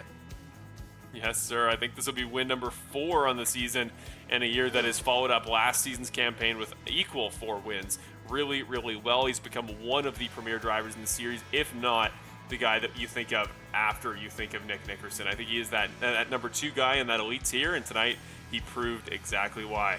Let's get him in the broadcast with you, folks. Your race winner, Benjamin Lacey. Mr. Benjamin Lacey, it's Marshall and Chris up at the broadcast booth. Got a copy? I got you guys. Welcome, Benjamin. You're having some fun here with Kevin Foster, tonight's, I believe, runner-up finisher here in the final results. That is correct. It'll be himself and Christopher Hamilton. But most importantly tonight, Benjamin, you get it done at Richmond. That bold strategy call pays off. And talk us through the process there, because Nick was looking quick at the beginning. You were holding pace, but you make that call. You stay out on old tires, and you finish on 55-lap old rubber, but still bring it home for the checkered. How'd you do it? Caution flags definitely helped out a lot there at the end. Short tracks, like Martinsville, Bristol, when you get down like 20 to go, it's 2 laps on a shootout like that's tough to make a move on somebody even with fresh tires. So this is kind of a blend of one of those. Nick and I were just talking about that, and it's just one of those where caution flags throw quick, then it works out in your favor, but there is enough time for guys with fast, who have fresh tires to come around and get you. So the caution flags is what I was banking on, and it just happened to work out in my favor.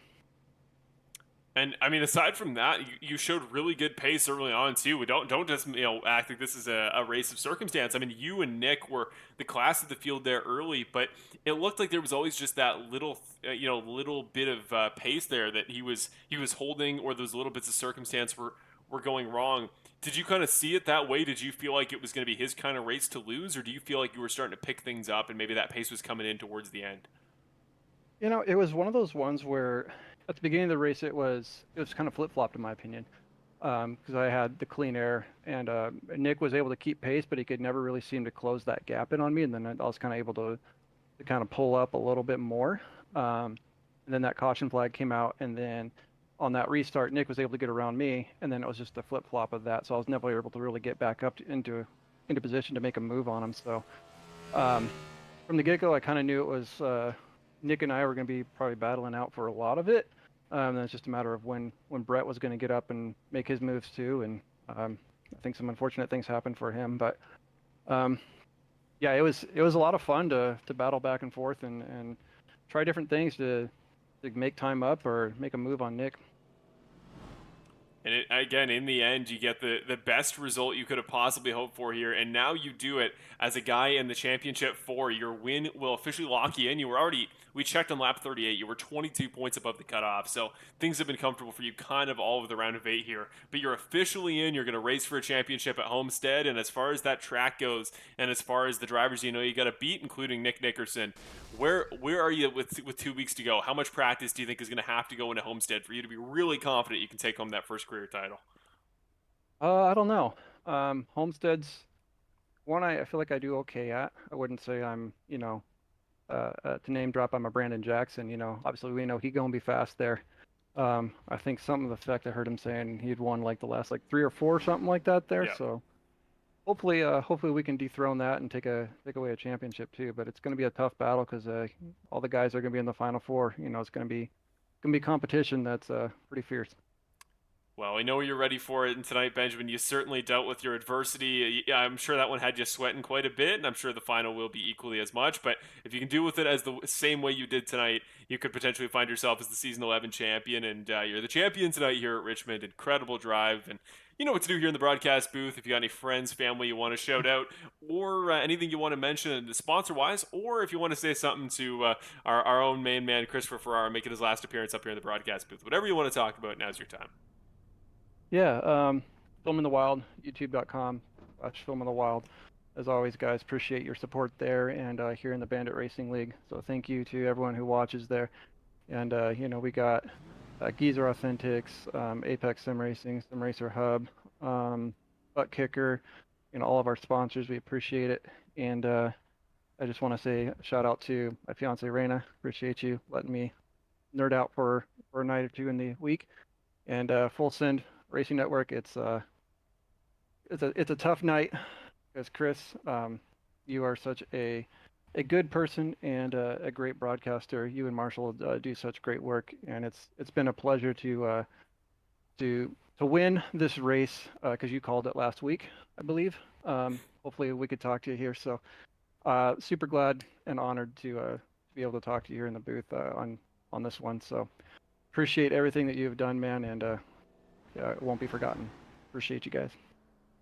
Hey, Benjamin, I just want to say thank you, obviously, for the kind words there. And, all I ask is you go and give him hell in the championship battle. So thanks for making it a very entertaining season for me to call here with Marshall. And it's been a blast. But, yeah, thank you for all the great moments and memories. This is certainly one that I will definitely remember because that was a heck of a performance on the oldest tires in the field. So congratulations to you, man. And, yeah, thanks for making my prediction from last week come true.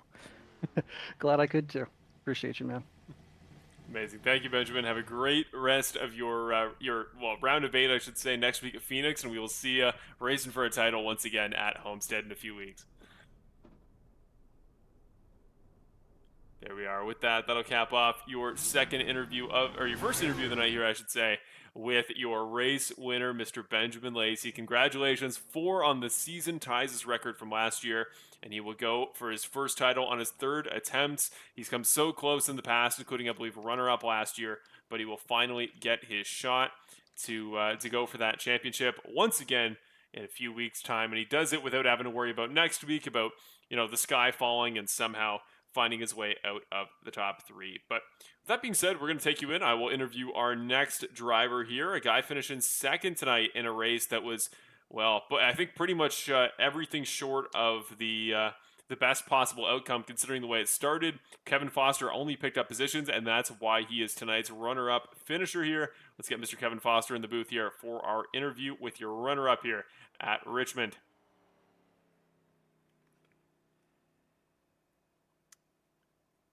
Hello, Kevin Foster. It's Marshall and Chris up at the broadcast booth. You got a copy? I got you, boys. Welcome, Kevin. It was so close to what would have been a crucial win in the championship, not just for you, but for the entire GFR Racing team. Comes up just a little bit short, but you had to know Benjamin was on old tires. How heartbreakingly close do you feel like you came, and do you think a few more laps you may have had a shot at the win there?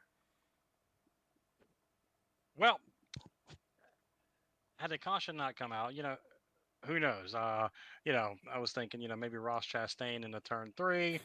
If I was close enough, which I did practice that in practice, though it did work. So yeah, so the Ross Chastain move was definitely open in turn 3 and 4 there on the last lap. Had we had a chance to get to the last lap, but fortunately or unfortunately, however you want to look at it, the caution came out. But hey, you know what? Fourth time tonight on the season, finishing second. It's good, for the points, but overall, it's a little disheartening. Yeah, I mean, it definitely, I think with where we've gotten to this point in the championship, it's so competitive between spots that win really, really would have helped. Looking at the post-race points, you're going to be 9 back. You're the first guy below the cutoff line. You're 9 back of Eddie heading into Phoenix. Your teammate Nick is obviously going to have a lot of pace. He's going to be excited for Phoenix. Are you really feeling the pressure now heading in there, knowing that 9 points to Eddie, or obviously a win is what it's going to take? And do you think having a guy that knows the track well, do you think that'll play to your strengths for next week? Oh yes, definitely love these cars on the short track. I was really looking forward to this race tonight. I knew I had the pace to at least get up there and contend with the win, and it showed tonight. Unfortunately, the few cautions there at the end, had it gone green, I think I would have finished worse. So they kind of played in my favor, but we need to do a better job as a league and clean that up. But definitely looking forward to Phoenix. Love Phoenix. I wish Bill would make it 250 laps, because the long run speed there and is going to be key, and just keeping the car clean off of what now is turn 2 is going to be really key there. And yeah, short track, I'm ready. 9 points or the win. So yeah, it's gonna be do or die next week. And all you fans out there tuning in, just give me some words of encouragement for next week. I hope to see all you guys out there watching, friends, family out there. Please, Riddle and the 8 car, all the GFR partners. Let's go have a good week and make it one to remember. Don't think I could sum it up any better than that. So beautiful. That is what we like to hear, Foster. You're always excited. You always have that good energy for the next race, and that is it's certainly what I like to hear, and it's what makes me confident that if things go well next week and you find yourself racing at Homestead, that's a race you could most definitely make your presence known. So thank you, Kevin, as always. If you got any friends or family you want to shout out now, or you got any sponsors on behalf of the team or yourself you want to mention, or if you want to mention anything to our very own here, Chris Ferreira, making his last appearance in the broadcast booth, anything like that you want to mention, now is your chance to do so. Last but not least, we'll make it first. Chris, thank you for all your support for the Bandit Racing League. You and Marshall do, you guys know what you guys do in the booth. It's just, it's superb. And, my friends and family that do watch it just love the commentary, the banter back and forth. You guys are amazing. Great job. And hope to see you back soon. And, Big Red Propane, thank you, Frank, for all you do, getting these cars to the track. It's an honor to race. Perfect Shine Auto Spa. That's my company there. Love those men and women at Perfect Shine Auto Spa. Sueño de Azzo, thank you for sticking with me and providing me the best tequila on nights like this when I don't finish first. Vance Auto Parts, VIP Glass, all the other men and women that just, help this GFR team, prove its worth in this league. And, big thanks to you guys up in the booth. Love you guys. And last but not least, thank you to my beautiful wife downstairs. And she makes this happen for me. She gives me all the freedom to do this. I love her for that. And thank you, everyone, Mom, including you, for watching. And we'll go get them next week at Phoenix. Thank you, sir. Kevin, we're always hoping for you. We always love to see that 8 car finding success. Tonight you did most certainly, and that is why you are in contention heading into Homestead. Wish you the best of luck next week at Phoenix. All right, guys. I appreciate it.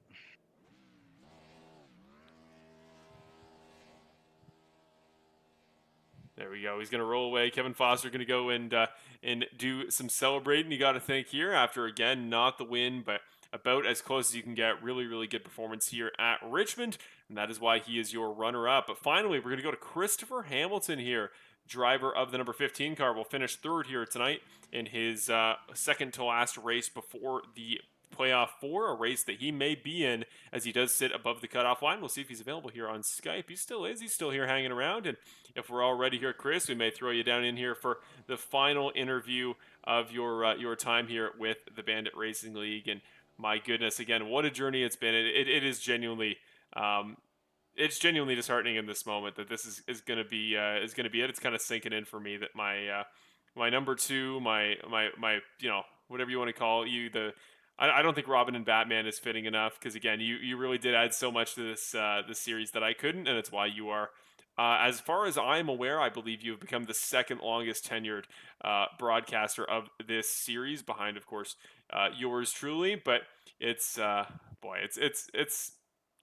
I was going to say it's bittersweet. It's just sad. But unfortunately, this has to be it. But we will give you to Christopher Hamilton here, your finisher here in 3rd place. And by the time we finish the season, even if you won't be calling the races with us, this could very well be your champion, because, boy, he has been great this year. Christopher Hamilton, now in the broadcast booth. We'll pull him in here for Chris Ferreira.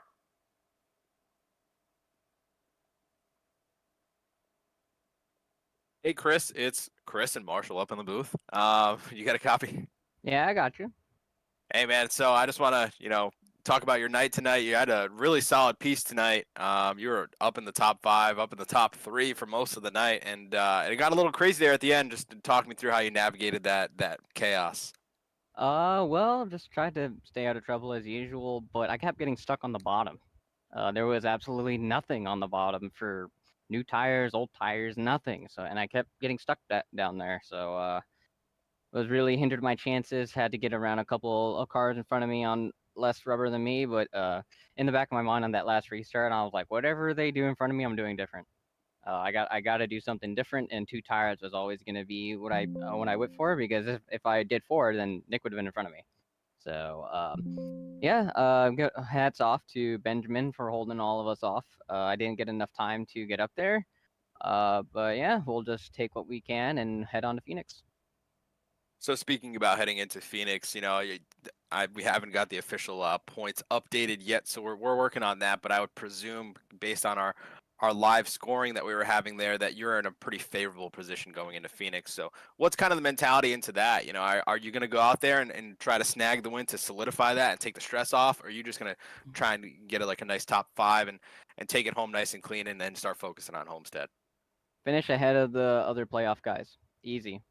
We could all be 20th on back. If I'm the first playoff guy, then so be it. That's a win in my book.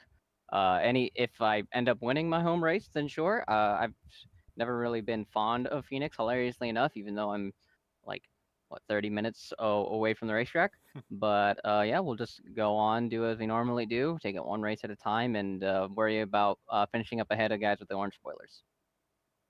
Well, Chris, you've certainly had a lot of speed, and I wish you the best of luck in your journey for the championship. And you've certainly had the performance here in these playoffs to show that you are a championship caliber driver. So hopefully that all works out for you next week, and you can go ahead and fight for a championship in Homestead. But you are my last ever broadcast or interview, I should say. So I appreciate you taking the time and talking to us. And if you have anything you want to say as far as sponsors, friends at home, anything like that, now it's your time.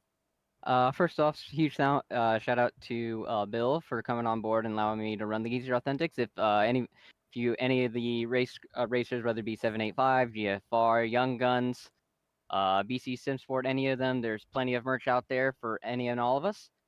Go over there to Geezer Authentics and get you some merch. A huge thank you to Ryan McCauley for painting such a beautiful paint scheme. I might have something special for the finale, but we'll get there when we get there. We need to take it one step at a time. And a huge shout out to you 2 guys up in the booth. You guys are absolutely having a great time, and I'm sure the racing has been just as enjoyable, or probably more enjoyable than it is in the car. But always love going back and watching all the highlights that you guys put on. So thank you for the broadcast. Well, thank you, and best of luck in your hopes to go get this year's title. Thanks, guys. Have a good night. There we go. With that, that'll wrap up our final interview here with Chris in the booth. And just to, first of all, we'll start by giving you the updates. We do have the official point standings updated here. Here is your bracket coming out of Richmond to Phoenix, your last race of the round of 8 before the championship finale. And we have a new driver in that 1 seed position in the final 4, as Benjamin Lacey does officially have more points. Wins aside for the round. He just has more points in this round and is also locked in. So Nickerson is going to be relegated to the second best of the automatically put into the round of 4 guys, but I don't think he much cares.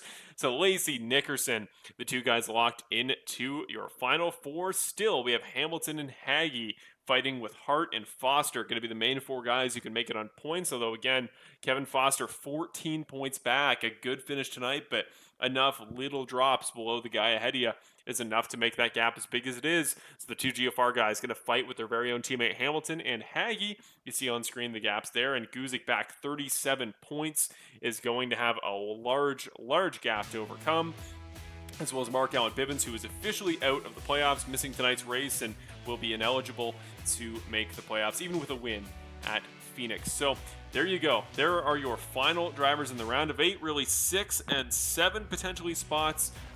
Drivers fighting for 4 spots here in the final race at Phoenix we go to next week.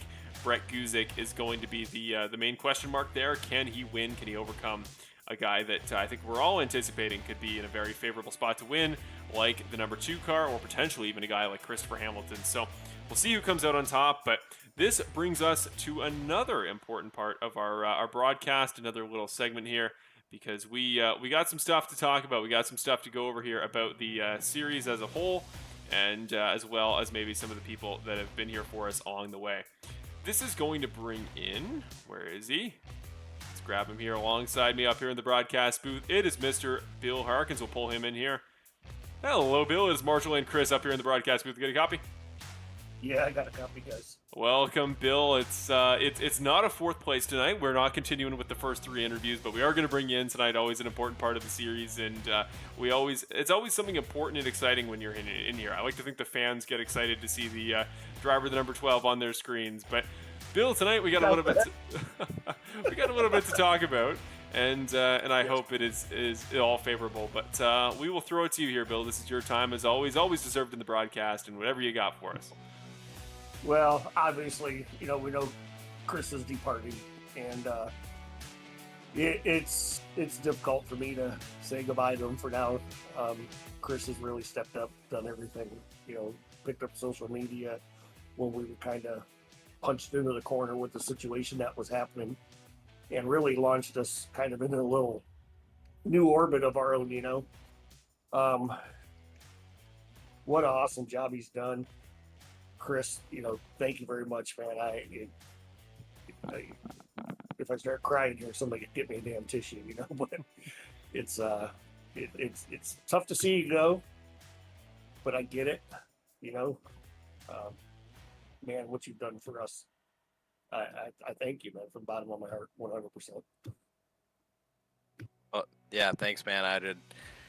Yeah, it's not something I want to do is hang it up here, but yeah, just circumstances make it that way, but I'm glad that we were able to kind of finish it out strong here. Richmond obviously wanted to finish out the season, but yeah, obviously it's been such a pleasure, and I wish I didn't have to step away, but it's just one of those things, and forever this will hold a special place in my heart. This is something I look forward to on Wednesday nights, and yeah, it's tough to walk away. It is. It's very tough, but we ended on a high note at least.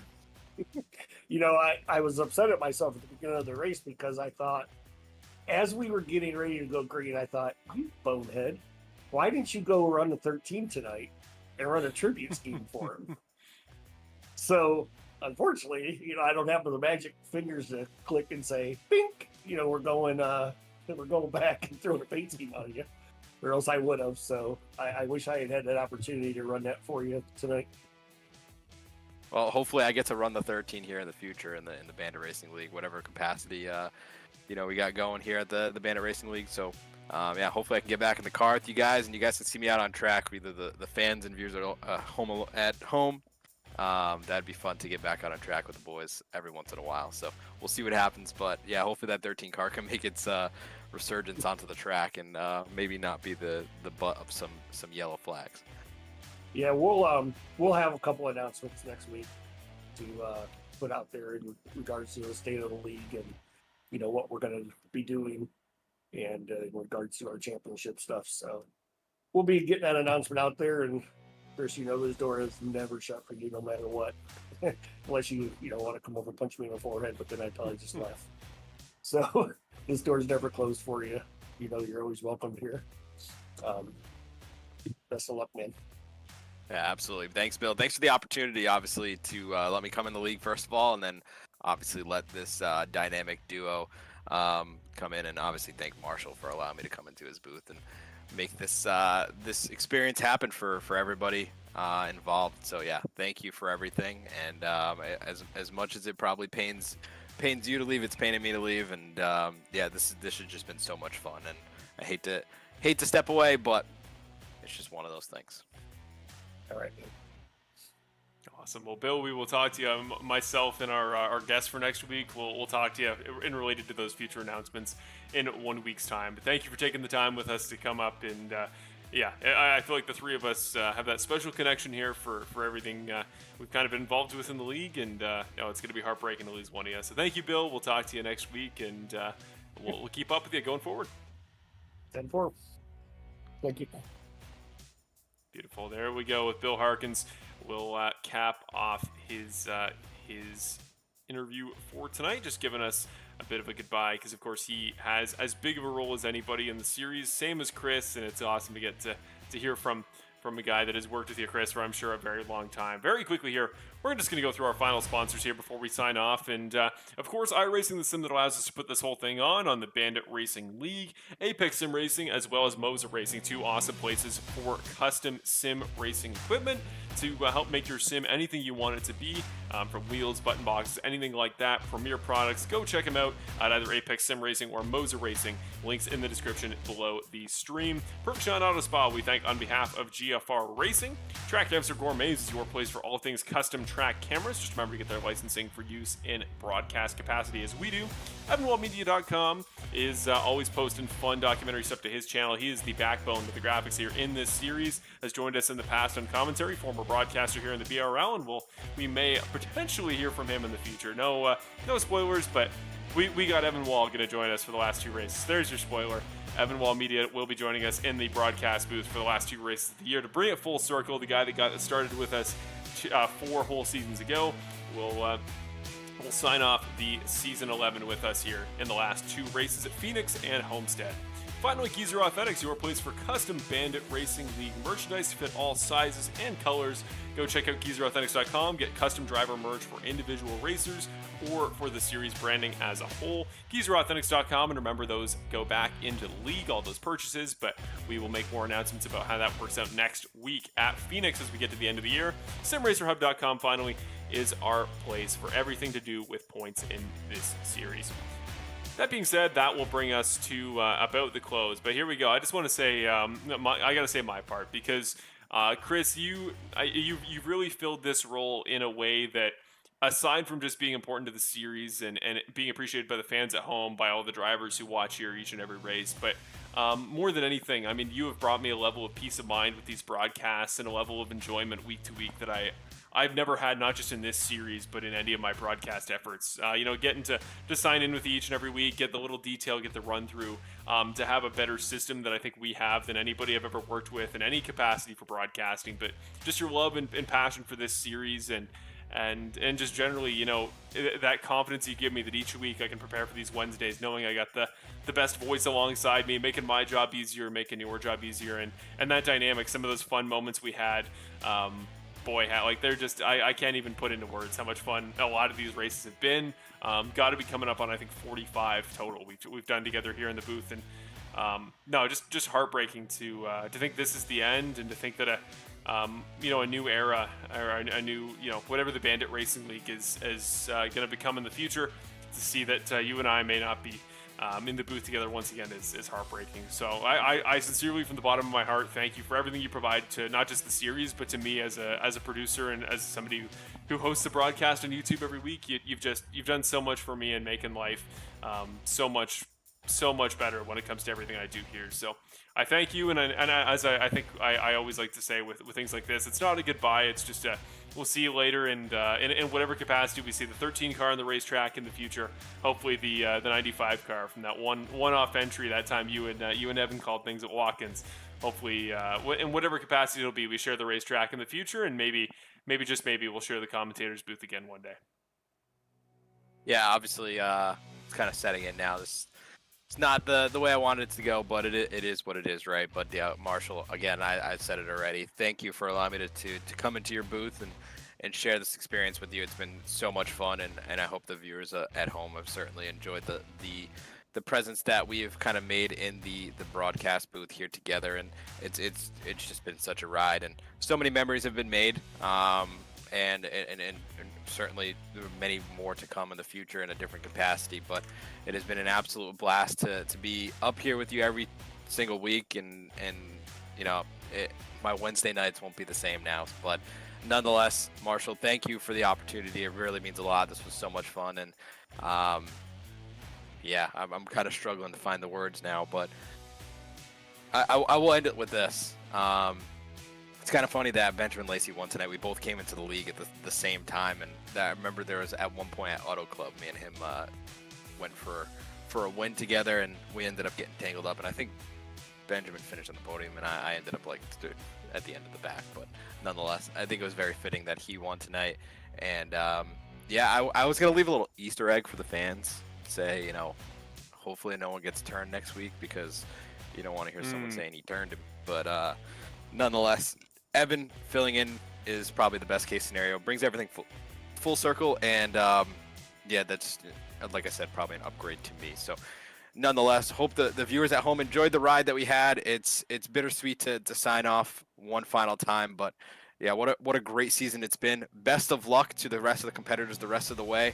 Whoever your eventual championship winner is, hopefully I can be able to chime in with a race pick. Maybe you can fit that into the next 2 weeks of the broadcast, and hopefully I don't jinx somebody, but hopefully I can still watch the final 2 races here in this season, and at least maybe talk in the chat here and there. But once again, thank you for all the opportunities to come up here each and every week. Thank you for all the viewers at home. Make sure you follow us on social media, Bandit Racing League, on Facebook and Instagram. We'll give you the updates the rest of the way the best we can. And yeah, it's been an absolute pleasure. So thank you one final time, Marshall, for allowing me to come up in the booth with you.